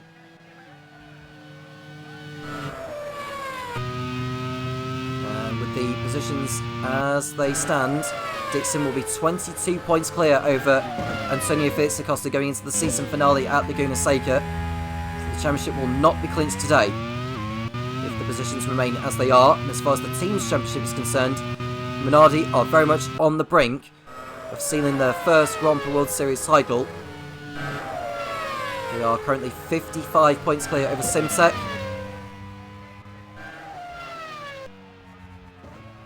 And they're even further clear of the likes of Manor and Leighton House.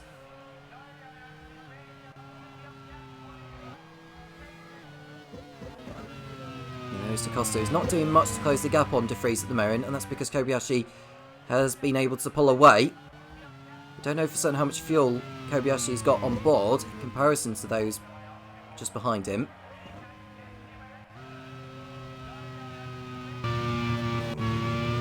Now we ride on board with De Vries, who's running in P2. He'll ideally want to let his teammate go. We see Will Power come into the pits in the Leighton House as Dixon tries to make a move on O'Ward again, but can't get it there, but he's trying to move it into turn 2. Does he make the move straight? He can't! He couldn't do it there, could Dixon? That was very nearly contact. He was very lucky to keep going there as the Kiwi. And now Felipe Nasser is coming to the pits from Midland. Power is rejoining 22nd place now, behind Alex Lynn.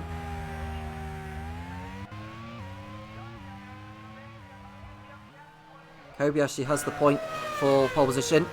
It's likely he'll keep the point for the fastest lap now, I would have thought. And Hertz has come into the pits for the second time. It's his first scheduled stop. It's going to be another lonely race for him. It's very, very sad to see because he's a talented driver in the car, which has been nowhere near good enough. Dixon stop behind O'Ward as the other arrows of Danny Youngdays come into the pits.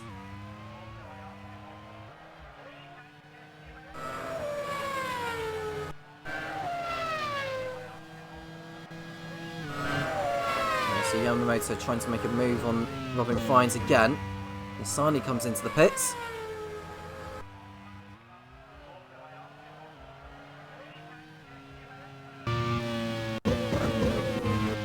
Neves is under threat from the BAR of Nicholas Latifi. Neves racing his first event since he had to substitute for Sebastian Buemi at Leighton House in Brands Hatch. Stopped on the last lap whilst he was running in the points, which further dented Chris Cavani's hopes of winning the team's championship in League One, as well as the drivers with Will Power, who have been nowhere near in the same form as what they were earlier in the campaign.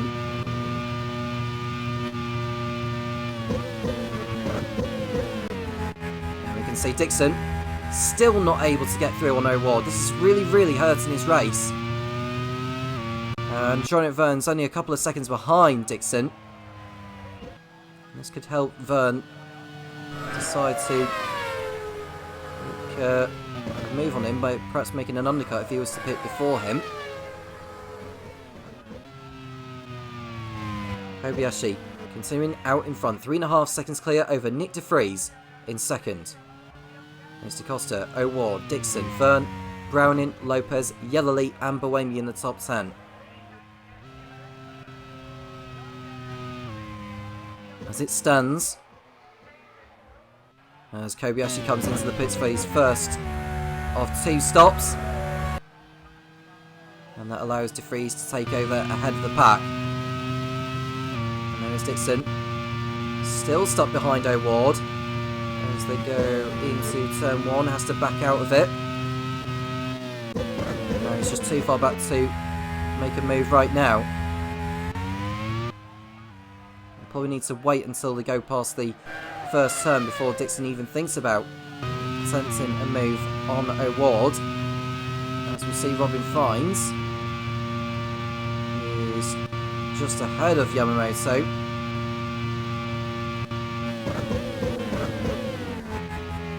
Yamamoto is not quite within range to have a go. And there is O'Ward and Dixon once more.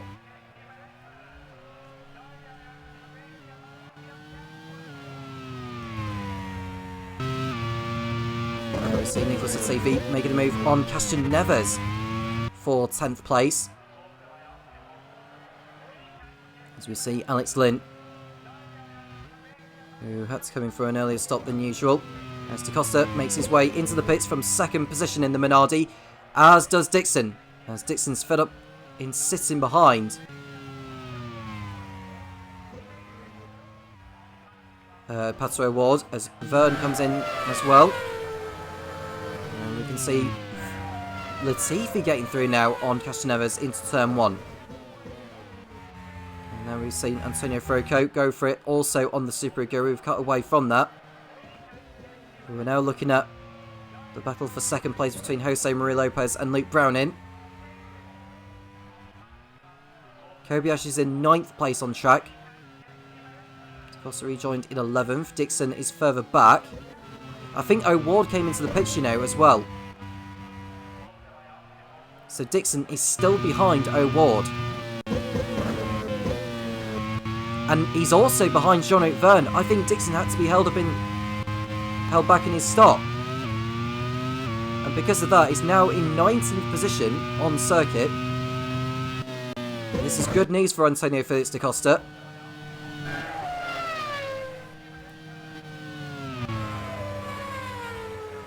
Nick de Vries leads the race. He's won twice this season in Fuji and Brands Hatch. And there's a move from Kobayashi getting through on Antonio Froco into turn 1. His teammate Jose Maria Lopez is determined to make up for the disappointment in Curitiba. So golden opportunities missed since he arrived in the Manor team to win his first race You see Frines and Yamamoto come in.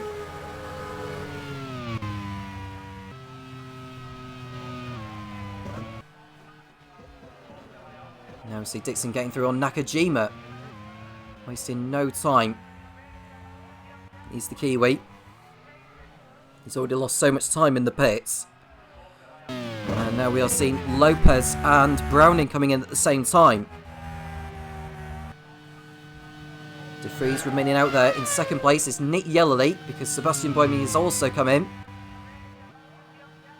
And Kobayashi is in third place on circuit.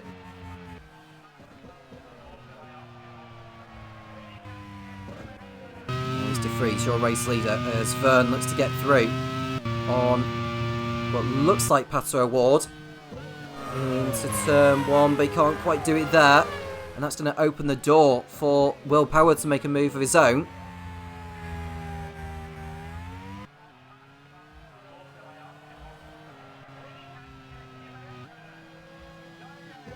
There's Nick Yellow. He's just ahead of Colton Hurts, who's just put a lap on. And now we are looking at Alex Lynn, who is not going very well. Although, is that Lynn who's just come out of the pits, though? Was he just dodging around someone there going into turn 1? Might have been the latter. He's just also pulled off a move on one of the... Is that a Super Aguri? He just pulled off a move there. Looks like Robin Frines as you got through. Here's Danny Yimkin-Daya now, who's in front of Jose Maria Lopez. And Nick Yellow comes into the pits in the HRT. Nick De Vries hasn't stopped yet in this race, for your information, as Kobayashi posts a new fastest lap.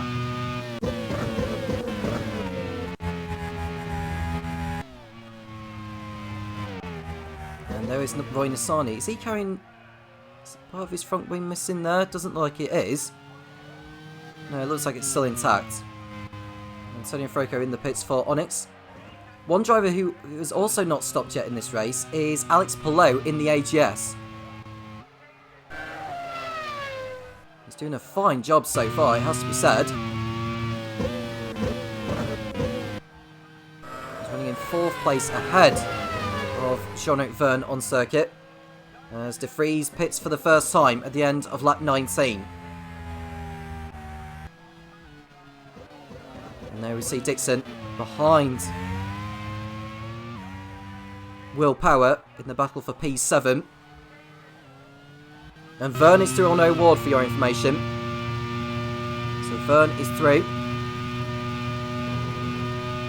And De Vries rejoined ahead of DaCosta in 2nd place now. De Vries was ahead of DaCosta anyway, but DaCosta's been busy trying to get through traffic. But I think as the race thickens and the traffic spreads out more, that'll give DaCosta more of a chance to leapfrog De Vries next time around.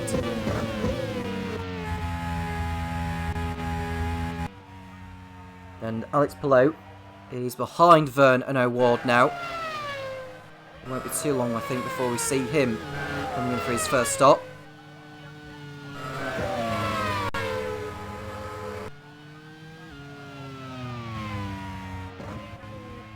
There's Kobayashi in P1. Hasn't won all season. He hasn't won since he won the season opener in Taupo in League 1 when he was an Arrows driver. He also won 2 races in the first season, the first being in Kyalami and the other being in Estoril. And there's the championship table as it stands. Scott Dixon will be 16 points clear over Antonio Felix da Costa with the positions as they are. Dixon can increase that by getting through on Will Power into turn 1 here. And there's an update just on the team's championship as well. Minardi will be doing more than enough to clinch the team's championship here in San Carlos.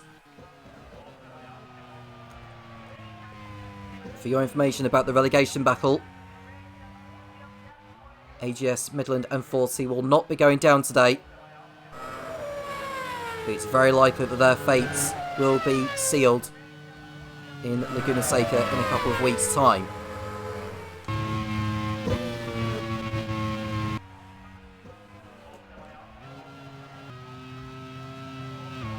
Kobayashi lapping Colton Herter. He hasn't had a lot to do since he got hit from behind by Roy Nissany. looking at Louis Delatraz. He's had a reasonable race so far, keeping his car out of trouble. It's uncertain where he'll be ending up next season, but I think given his reasonable drive, I think they'll put him in the market for some of the team managers. And now we're seeing a dice going on. Dixon managed to get through on Palou, and Browning's done also. Simtek's moving up the order.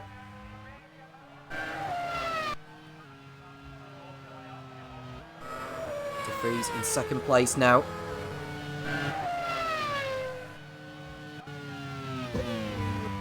He was out of the running after his non-finish in Curitiba. He's doing what he needs to do at the moment, although he'll want to let his teammate DaCosta through at some point. Verne is fourth, O'Ward fifth, and it's Power, Dixon, Browning, Palou, and Yellowly. Palou has yet to stop in this race. It's likely he'll do the one stop. If AGS have any chance of closing on BAR in the race for survival, they've got to do something different. And there is Yellowly getting through into turn one. Behind Palou now is Jose Maria Lopez. He'll be going for a move into turn two. He does it up the inside, and that's another position loss for Palou. Next behind him will be Danny Unkandea.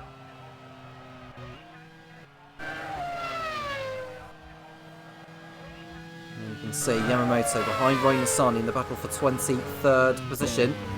Only Colton Herter is behind them.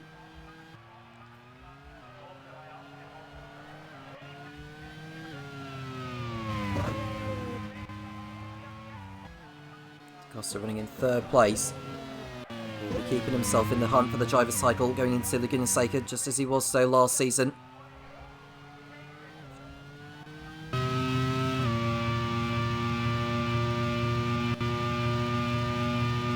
was 3.9 seconds between Kobayashi and De Vries. It won't be too long before they come up towards back markers. The only one lap so far is Colton Herter. As Froko gets through on the BAR of Nicholas Latifi, and that's because Latifi is carrying a problem. He doesn't like he's getting racing speed at all. We'll probably go back to that in a little bit later. As Yamamoto still trying to get through on Nissany. He's not able to do it into turn one there either. He needs to hold back before they get to turn two.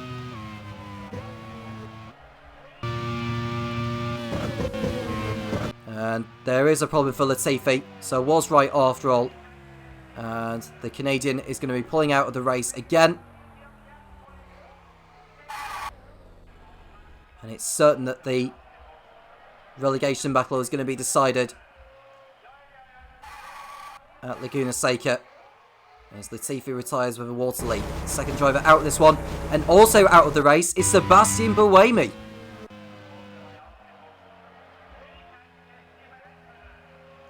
I wonder if it was a suspension. Is it a suspension problem? Or is it something different? It could be a puncture, you know, given by the way the car is lifting off the ground there. But Buemi has pulled off the circuit with mechanical gremlins. And he's going no further. And that puts Leighton House out of the running for the team's championship as well. And Will Power is also going to be pulling out with an engine problem himself. We were watching him and Dixon.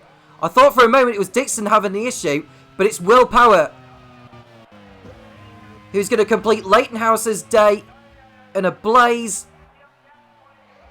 But sadly, it's not a blaze of glory. It's a literal blaze. And Chris Cavani is not going to see either of his drivers making it to the checker flag, and that seals it for them. So only Minardi, Simtek and Manor can win it this season.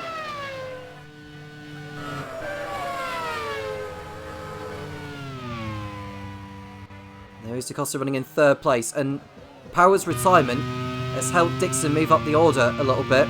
He's in sixth place now. Alex Palou has finally come into the pits for his first stop of the race. It's expected to be his only stop.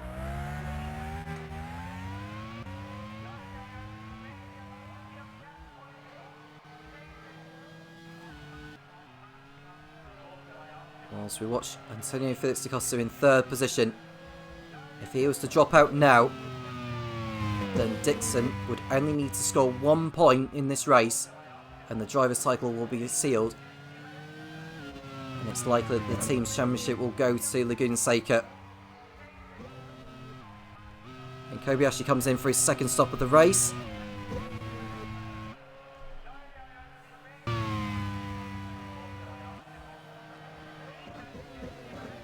De Vries is back in the race lead once more. Where will Kobayashi come back out in regards to the traffic? He's going to be right in the thick of it again, isn't he?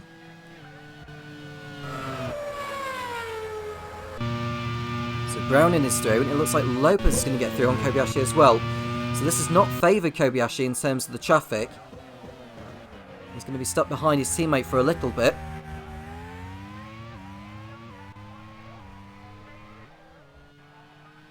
It's Minardi 1 and 2 now. Both are expected to stop again before this race is over.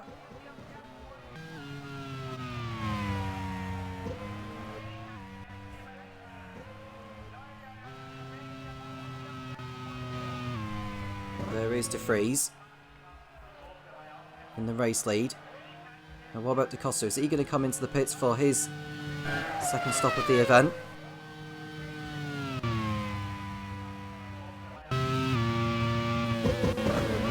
Froco at the inside of Delatraz for 12th position.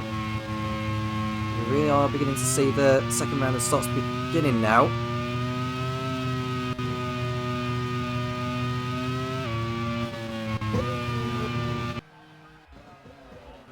De Vries continuing on.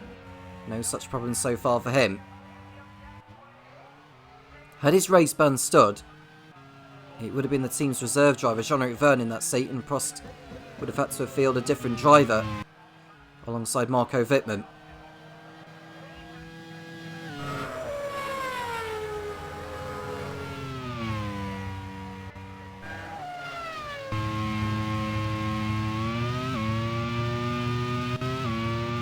So we watch Da Costa. And in P2.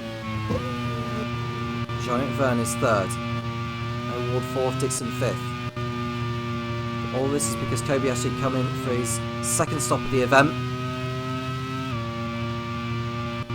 And O'Ward has got in front of Verne because Verne has come into the pits.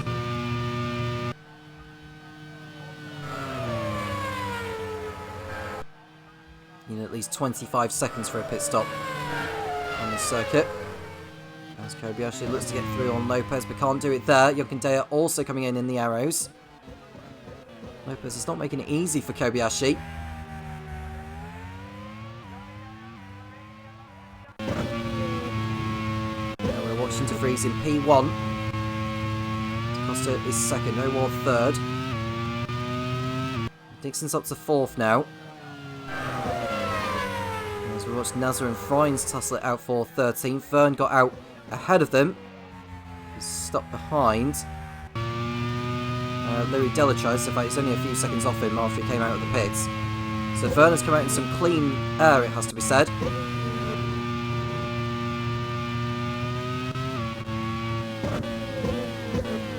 As we watch O'Ward come into the pits now. For his 2nd stop, Nakajima getting through on Nissani for what will be 18th position.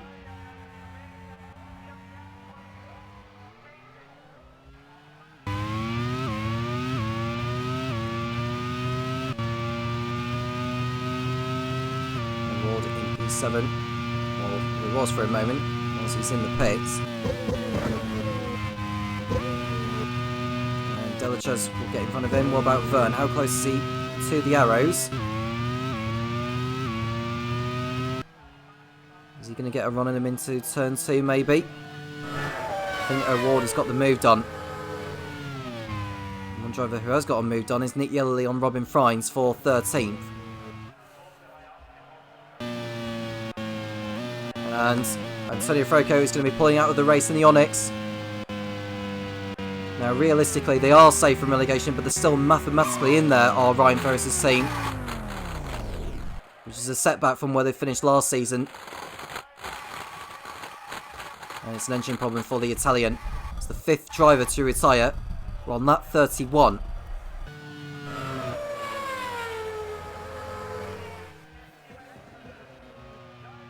And an update on the championship standings as it stands. Dixon 24 clear over Da Costa. Championship will go to the last race. With the positions as they are as we see Vern line up a move on O'Ward. And an update on the team's championship. Minardi will clinch it with a race to spare. Latenhouse already out of the running. And so will be Manor and Simsek as it stands.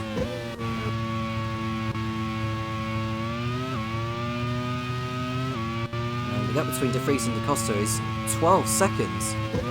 Now, is Da Costa carrying an issue because he's not going anywhere near at the same pace of what De Vries is doing? Or could that be the fact that he's trying to get through back markers? Well, one driver who is coming into the pits now, and that's Scott Dixon.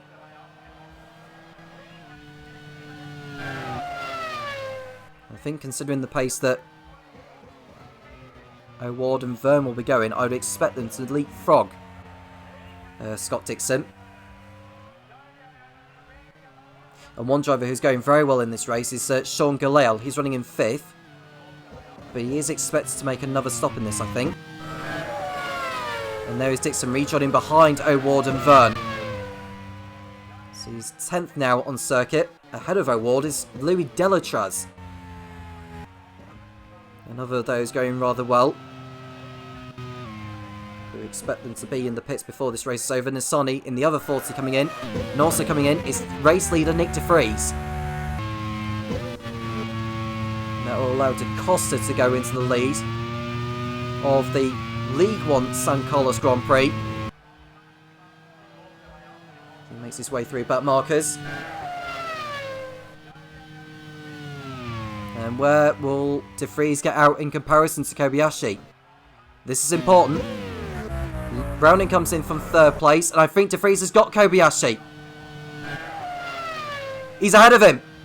So De Vries is ahead of the Japanese driver of Kamui Kobayashi for the net race lead.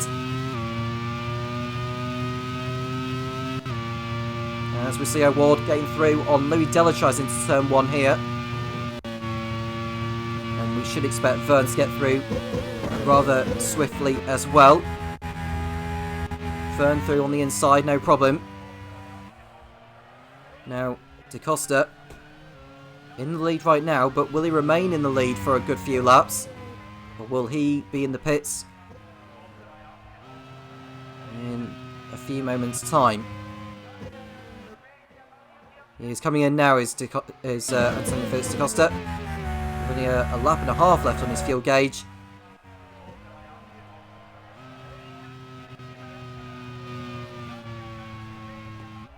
And so De Vries will take over the lead of the race. Kobayashi will be 2nd. And one driver who could be up to 3rd place unless he pits in this lap is Sean Galale, of all drivers. He's in front of Da Costa for now. And Sean Galale is having the race of his season so far. His best result has been a 4th place finish in the season opener in Sepang. He's doing a fine job so far in this one, is Galale. We expect him to be in the pits before this race is over, but this is still a fine effort from by his standards.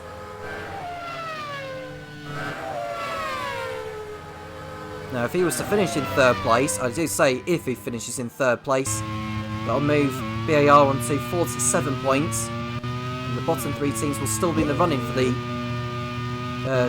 for survival. It's very likely that BAR will be surviving along with Onyx, and it will send AGS, Midland, and 40 down to League 2 for next season. De Vries' gap over Kobayashi is 2.2 seconds. De Vries on the fresher tyres to what Kobayashi is on.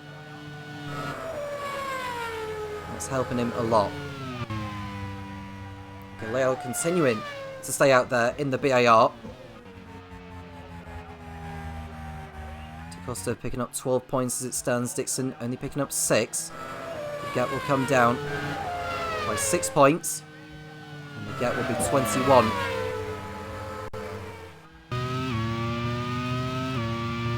Delatraz, who's running in 8th place in the 40. A good 6 seconds clear over Jose Maria Lopez. Not fighting with anyone right now. What a job he has done today.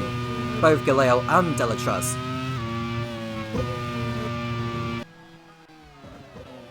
And there's Vern fighting it out with Scott Dixon for what is 6th place at the moment. He's dropped back from O'Ward as Vern. Go back to De Vries, who's coming up behind the 40 of Roy Nassani as Galeo finally pits in at the end of lap 35. That releases Da Costa, O'Ward, Vern, Dixon. Delatraz remaining out there still.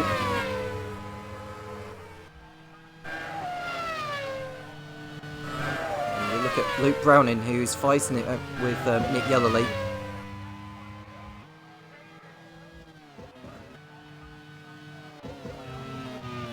Nakajima up the inside of Galeo into turn 1, but can't make the move stick. Galeo has just come out of the pits in 12th position now. He's got an opportunity to finish in the points here as Galeo.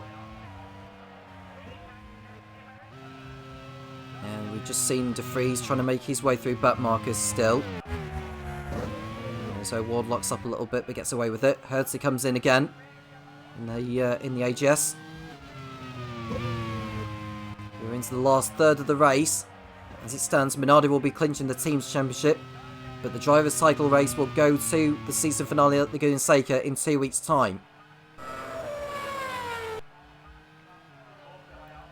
And there is Dixon alongside Vern. There's a car coming out of the pits there, and Vern and Dixon are having to dodge the way round it. This could be Dixon's chance to make his way through on the Prost. Up the inside goes Scott Dixon, and he's through to 5th place as the Kiwi. He's got through. An important move there by the Kiwi. Took advantage with the AGS getting in the way. And he's able to make the move stick. Vern will be disgruntled with that. And now he's under threat from the 40 of Louis Delatraz of all drivers.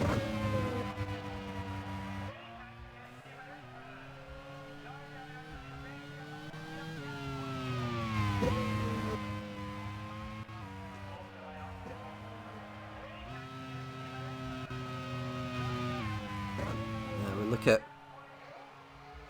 Da Costa, who's coming around to complete his 37th lap. He's running in 3rd place. But with Dixon pulling off that overtake, there's a couple of more points going in the way of him. Da Costa's running in 3rd place. I've given 15 championship points. Dixon will be getting 10. And the gap will be 22 with the positions as they are now. Delatraz finally pits in for 40. He's done a terrific job to get himself up as high as he has done. Probably fall out of the top 15 by the time he rejoins.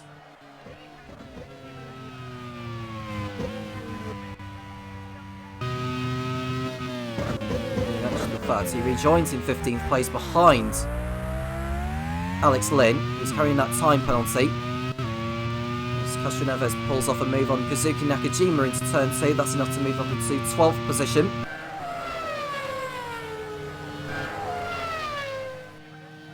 De Vries in P1. Kobayashi 4.4 seconds off the lead. And Da Costa is another 10 seconds back. Can't do anything about the top 2 at the moment. But at least Da Costa can keep his run of podium finishes going. 4 in a row he was on before he came into this one. And he's about to break a record. A new record, that is. He'll go on to 5 in a row. There's Alex Palou. He's behind Louis Delatraz, both chasing for points. It's unlikely they'll do so, but you never know in the closing stages. Now Dixon in 5th place. If he was to win the championship today, he's got to outscore Antonio Felix da Costa. Simply overtake him on circuit. He is 8 seconds behind his rival with 15 laps to go. If he can get through on a ward, that would be the first part of that job done.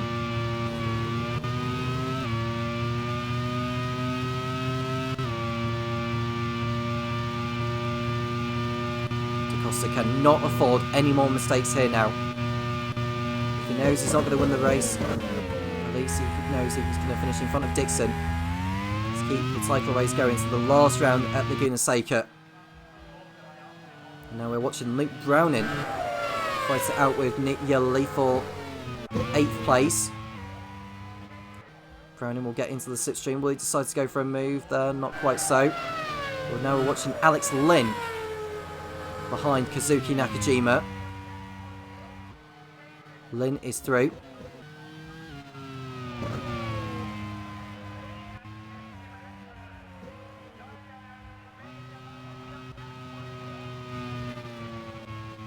Kobayashi running in P2. There's an update on the championship standings as they are with the race going as it is. Dixon will be 22 clear of Da Costa with 27 left on the table in the final race for the team's championship as it is. Minardi 66 points clear over Simtek, which will be enough for them to clinch the team's championship today. Their first in the Grand Prix World Series and the first for team manager Giacomo Pagliaro. But you never know what can happen in the Grand Prix World Series. We have seen it time and time and time again. Twists and turns everywhere you look.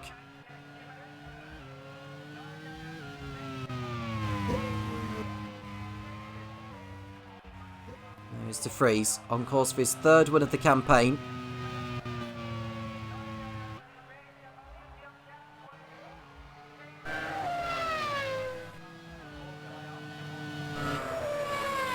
Verne will be happy with his 6th place in the Pros, although he feel that 4th or 5th was a golden opportunity missed. At least it's more points in the boat for the French squad. Lopez in 7th for Munner, then it's Nick Yellerly in the HRT in 8th.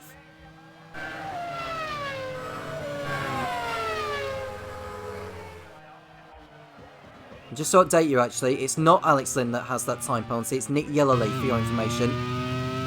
For the incident he caused with Marco Wittmann on the opening lap. So it'll be Luke Browning, Danny Nkadea and Sean Galeau moving up positions in the points. Yellerly will fall out of the top 15. Unless he can get his skates on.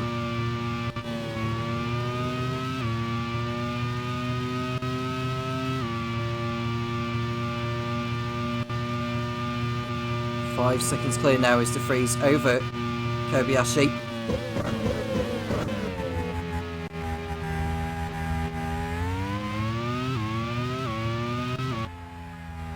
Now De Vries has already retired with mechanical gremlins in the last couple of races.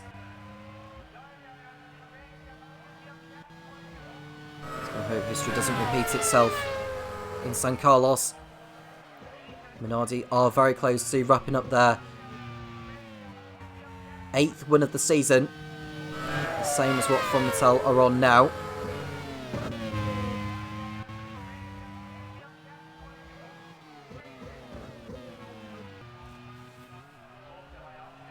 Here's Da Costa on his own in 3rd place, cannot do anything about De Vries and Kobayashi. Nothing to make do with what he's got. And we see Dixon up the inside of Pato Award. It looks like he's made the move stick. He has done. So Dixon is through ahead of the Arrows driver. And that's enough to move him up into 4th position. A significant move in the title race.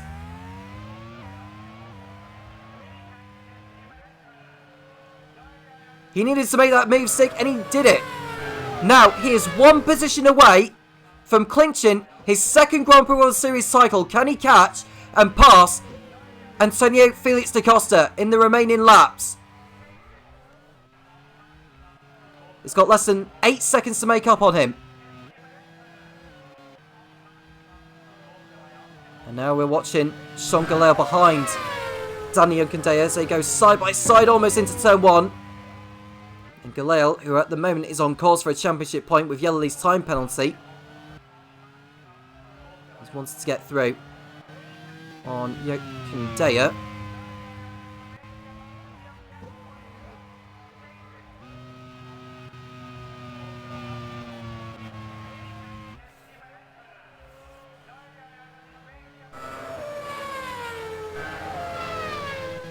As we watch Naza and Yamamoto cross over the line.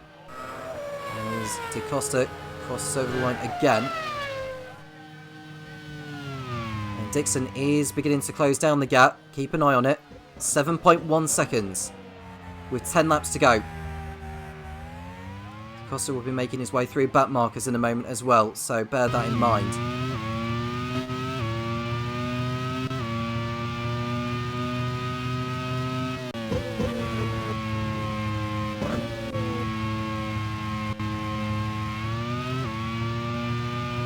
Fine's running in 17th position.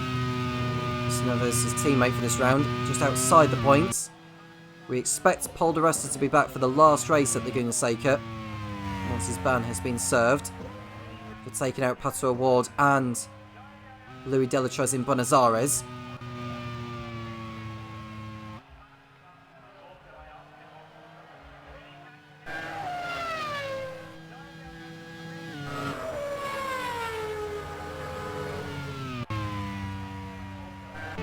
See what the gap is between Da Costa and Dixon in the battle for third position, which could also decide the championship today.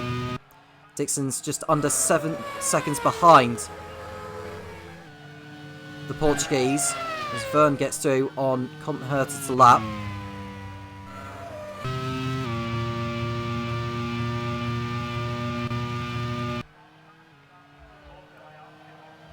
And we see Galea again with Unkandea.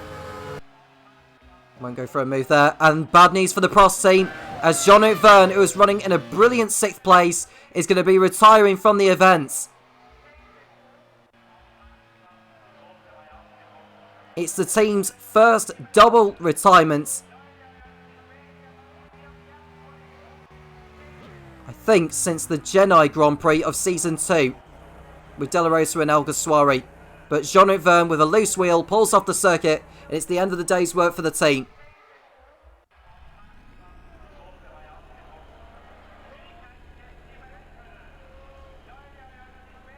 That allows Jose Maria Lopez go up into 6th, Nick Italy to 7th on track. We've got Luke Browning, Daniel Unkandea, Sean Galea, and then Hilo Castroneves, who's 11th on circuit, is on course for a championship point in his cameo appearance for Super Aguri.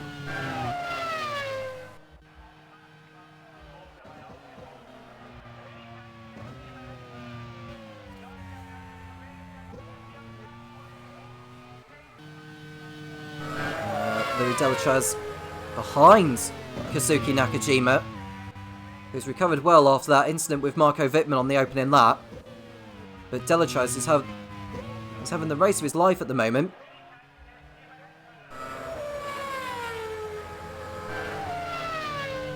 And there's Kobayashi trying to respond to De Vries, who's running out of laps. The gap between Da Costa and Dixon, as we watch them go over the line. Da Costa goes over the line. How far is Dixon? He's around about 6 seconds back, I think, now. And he's 6 seconds behind with 7 laps left. Now, I think Da Costa can take it easy here. He knows that he'll have a chance of it in the last race, providing he does not make any more mistakes here. As Colton Herta gets lapped by Jose Maria Lopez at turn 2. 6 drivers out of the race: Jean-Luc Verne, Antonio Frocco, Will Power, Sebastian Buemi, Nicholas Latifi and Marco Wittmann.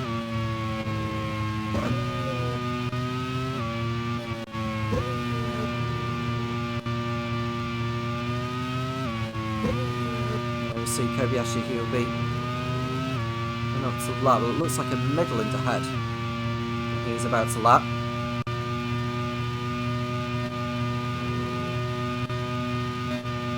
Is that a Midland he's trying to lap? I can't really tell from that angle. It looks probably like a Super Aguri ahead. He's getting 3-1. Robin Frines now. Kobayashi on course for a second place finish for 2 races in a row. Minardi on course for a double podium, which will wrap up the team's championship today. And keeping the driver's cycle alive with DaCosta. As it stands now, 24 points behind Dixon. Sean Galale and Daniel Cadell still going at it for 9th position on circuit.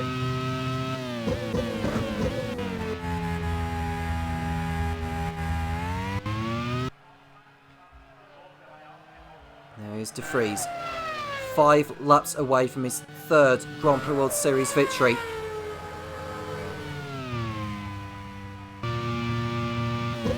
We watch Helio Castroneves, who's just been overtaken by Alex Lynn for 11th position on circuit, which could potentially become a championship point. So Castroneves out of the points now. But at least he's putting a good effort in a car which is not the most competitive. There's Nazar. It's just been lapped by Antonio Felix da Costa.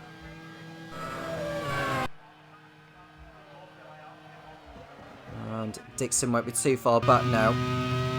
He's 5.4 seconds back. I think da Costa's got this one pretty much in the bag. Title race will be going down to the wire. And they're going to take it in a fortnight's time. De Vries completing another lap. And there is the championship table as it stands, and there's an engine problem for Roy Nassani in the 40. We're watching Scott Dixon for a moment. That could have been significant, but it's Roy Nassani who's carrying the issue. And he's going to be pulling out of the race before the end. And as far as the team's championship is concerned, Minardi will be crowned champions. And with the relegation battle as it is, no one will be going down today. And with BAR on course for a couple of points, that's going to further cement their chances of survival. And there's a problem for Kamui Kobayashi from 2nd place! And he almost takes out the BAR. Kobayashi pulls off! Horrible news for Sam Hull. More reliability issues cost them a good handful of points. Kamui Kobayashi out with 4 laps to go. That moves da Costa up to 2nd place and Dixon up to 3rd. That makes no difference to the gap in the championship. But Kobayashi retires.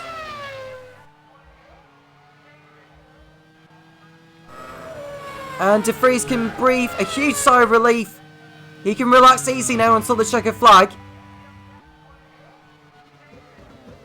He's 18 seconds clear of Antonio Felix da Costa. I mean, da Costa will have wanted to let... Well, mate De Vries let him go by for the sake of the championship. He's too far behind. And with Dixon closing in by quite a bit, he won't want to risk it. This allows Sean Galeo potentially moving up into 8th place should Nick Yellowly's time penalty remain. He's still trying to get through on Young Daya into turn 1, but he won't do it there.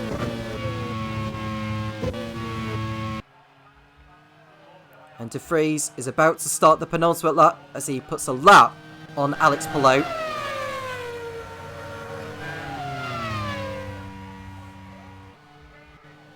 What must Sam Hall be thinking, the team manager of the Manor squad? They are now firmly out of the running for the team's championship.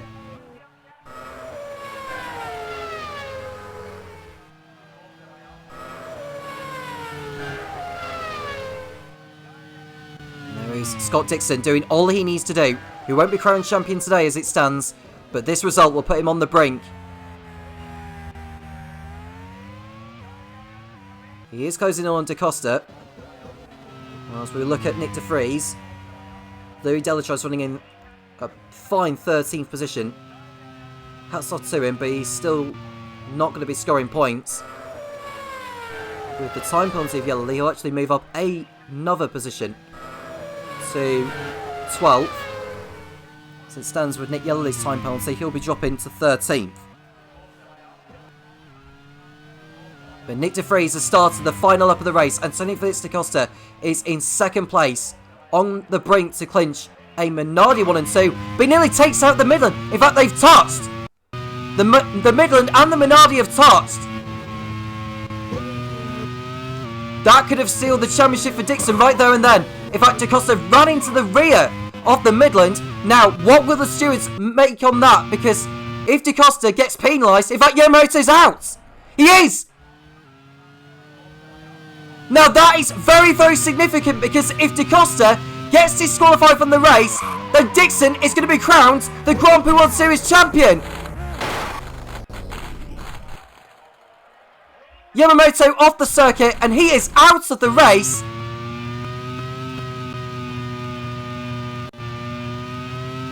No doubt this is going to go to the stewards' room. This could even go on to the end of the race. In fact, they touched twice, did Yamamoto and da Costa.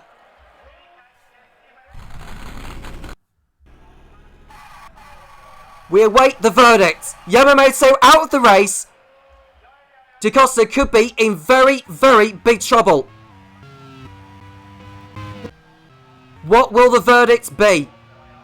It's a 10-second time penalty for Antonio Felix da Costa. And with that, that will allow Dixon to go up into second place, which will see him outscore da Costa and become the Grand Prix World Series champion for the second time. We'll go back to race leader Nick de Vries, who's about to complete his final lap and complete what will be a mixed day for Minardi. It looks good for both championships to still be alive, or at least be clinched.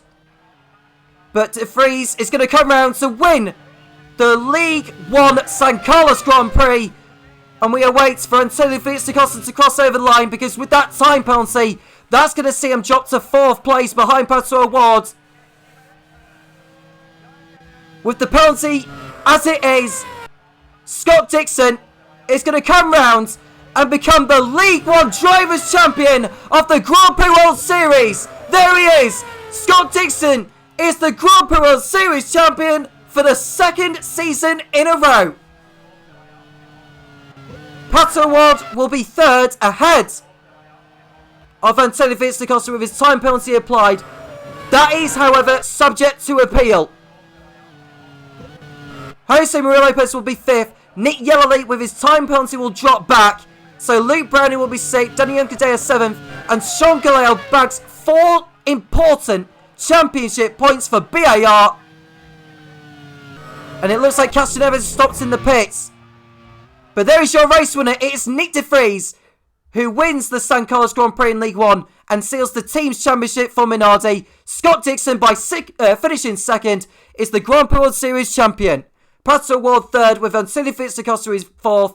Jose Maria Lopez 5th. It's Luke Browning, Danny Unkadea, Sean Galeo, Alex Lynn, and Kazuki Nakajima on his return, bagging a championship point for Onyx. Louis Delatraz in a P11 ahead of Nick Yellowleaf with his time penalty applied. Hile Castaneras, by stopping in the pits, is 13th. It's Alex Player, Robin Frines, Felipe Nasser, Colton Hertzer, Naoki Yamamoto crashing out is 18th. Kamui Kobayashi classified 19th. Roy Nasoni classified in 20th place. The retirees are Jean-Luc Verne, Antonio Froco, Will Power, Sebastian Buemi, Nicholas Latifi, and Marco Wittmann. The points for the pole position and fast lap went to Kamui Kobayashi.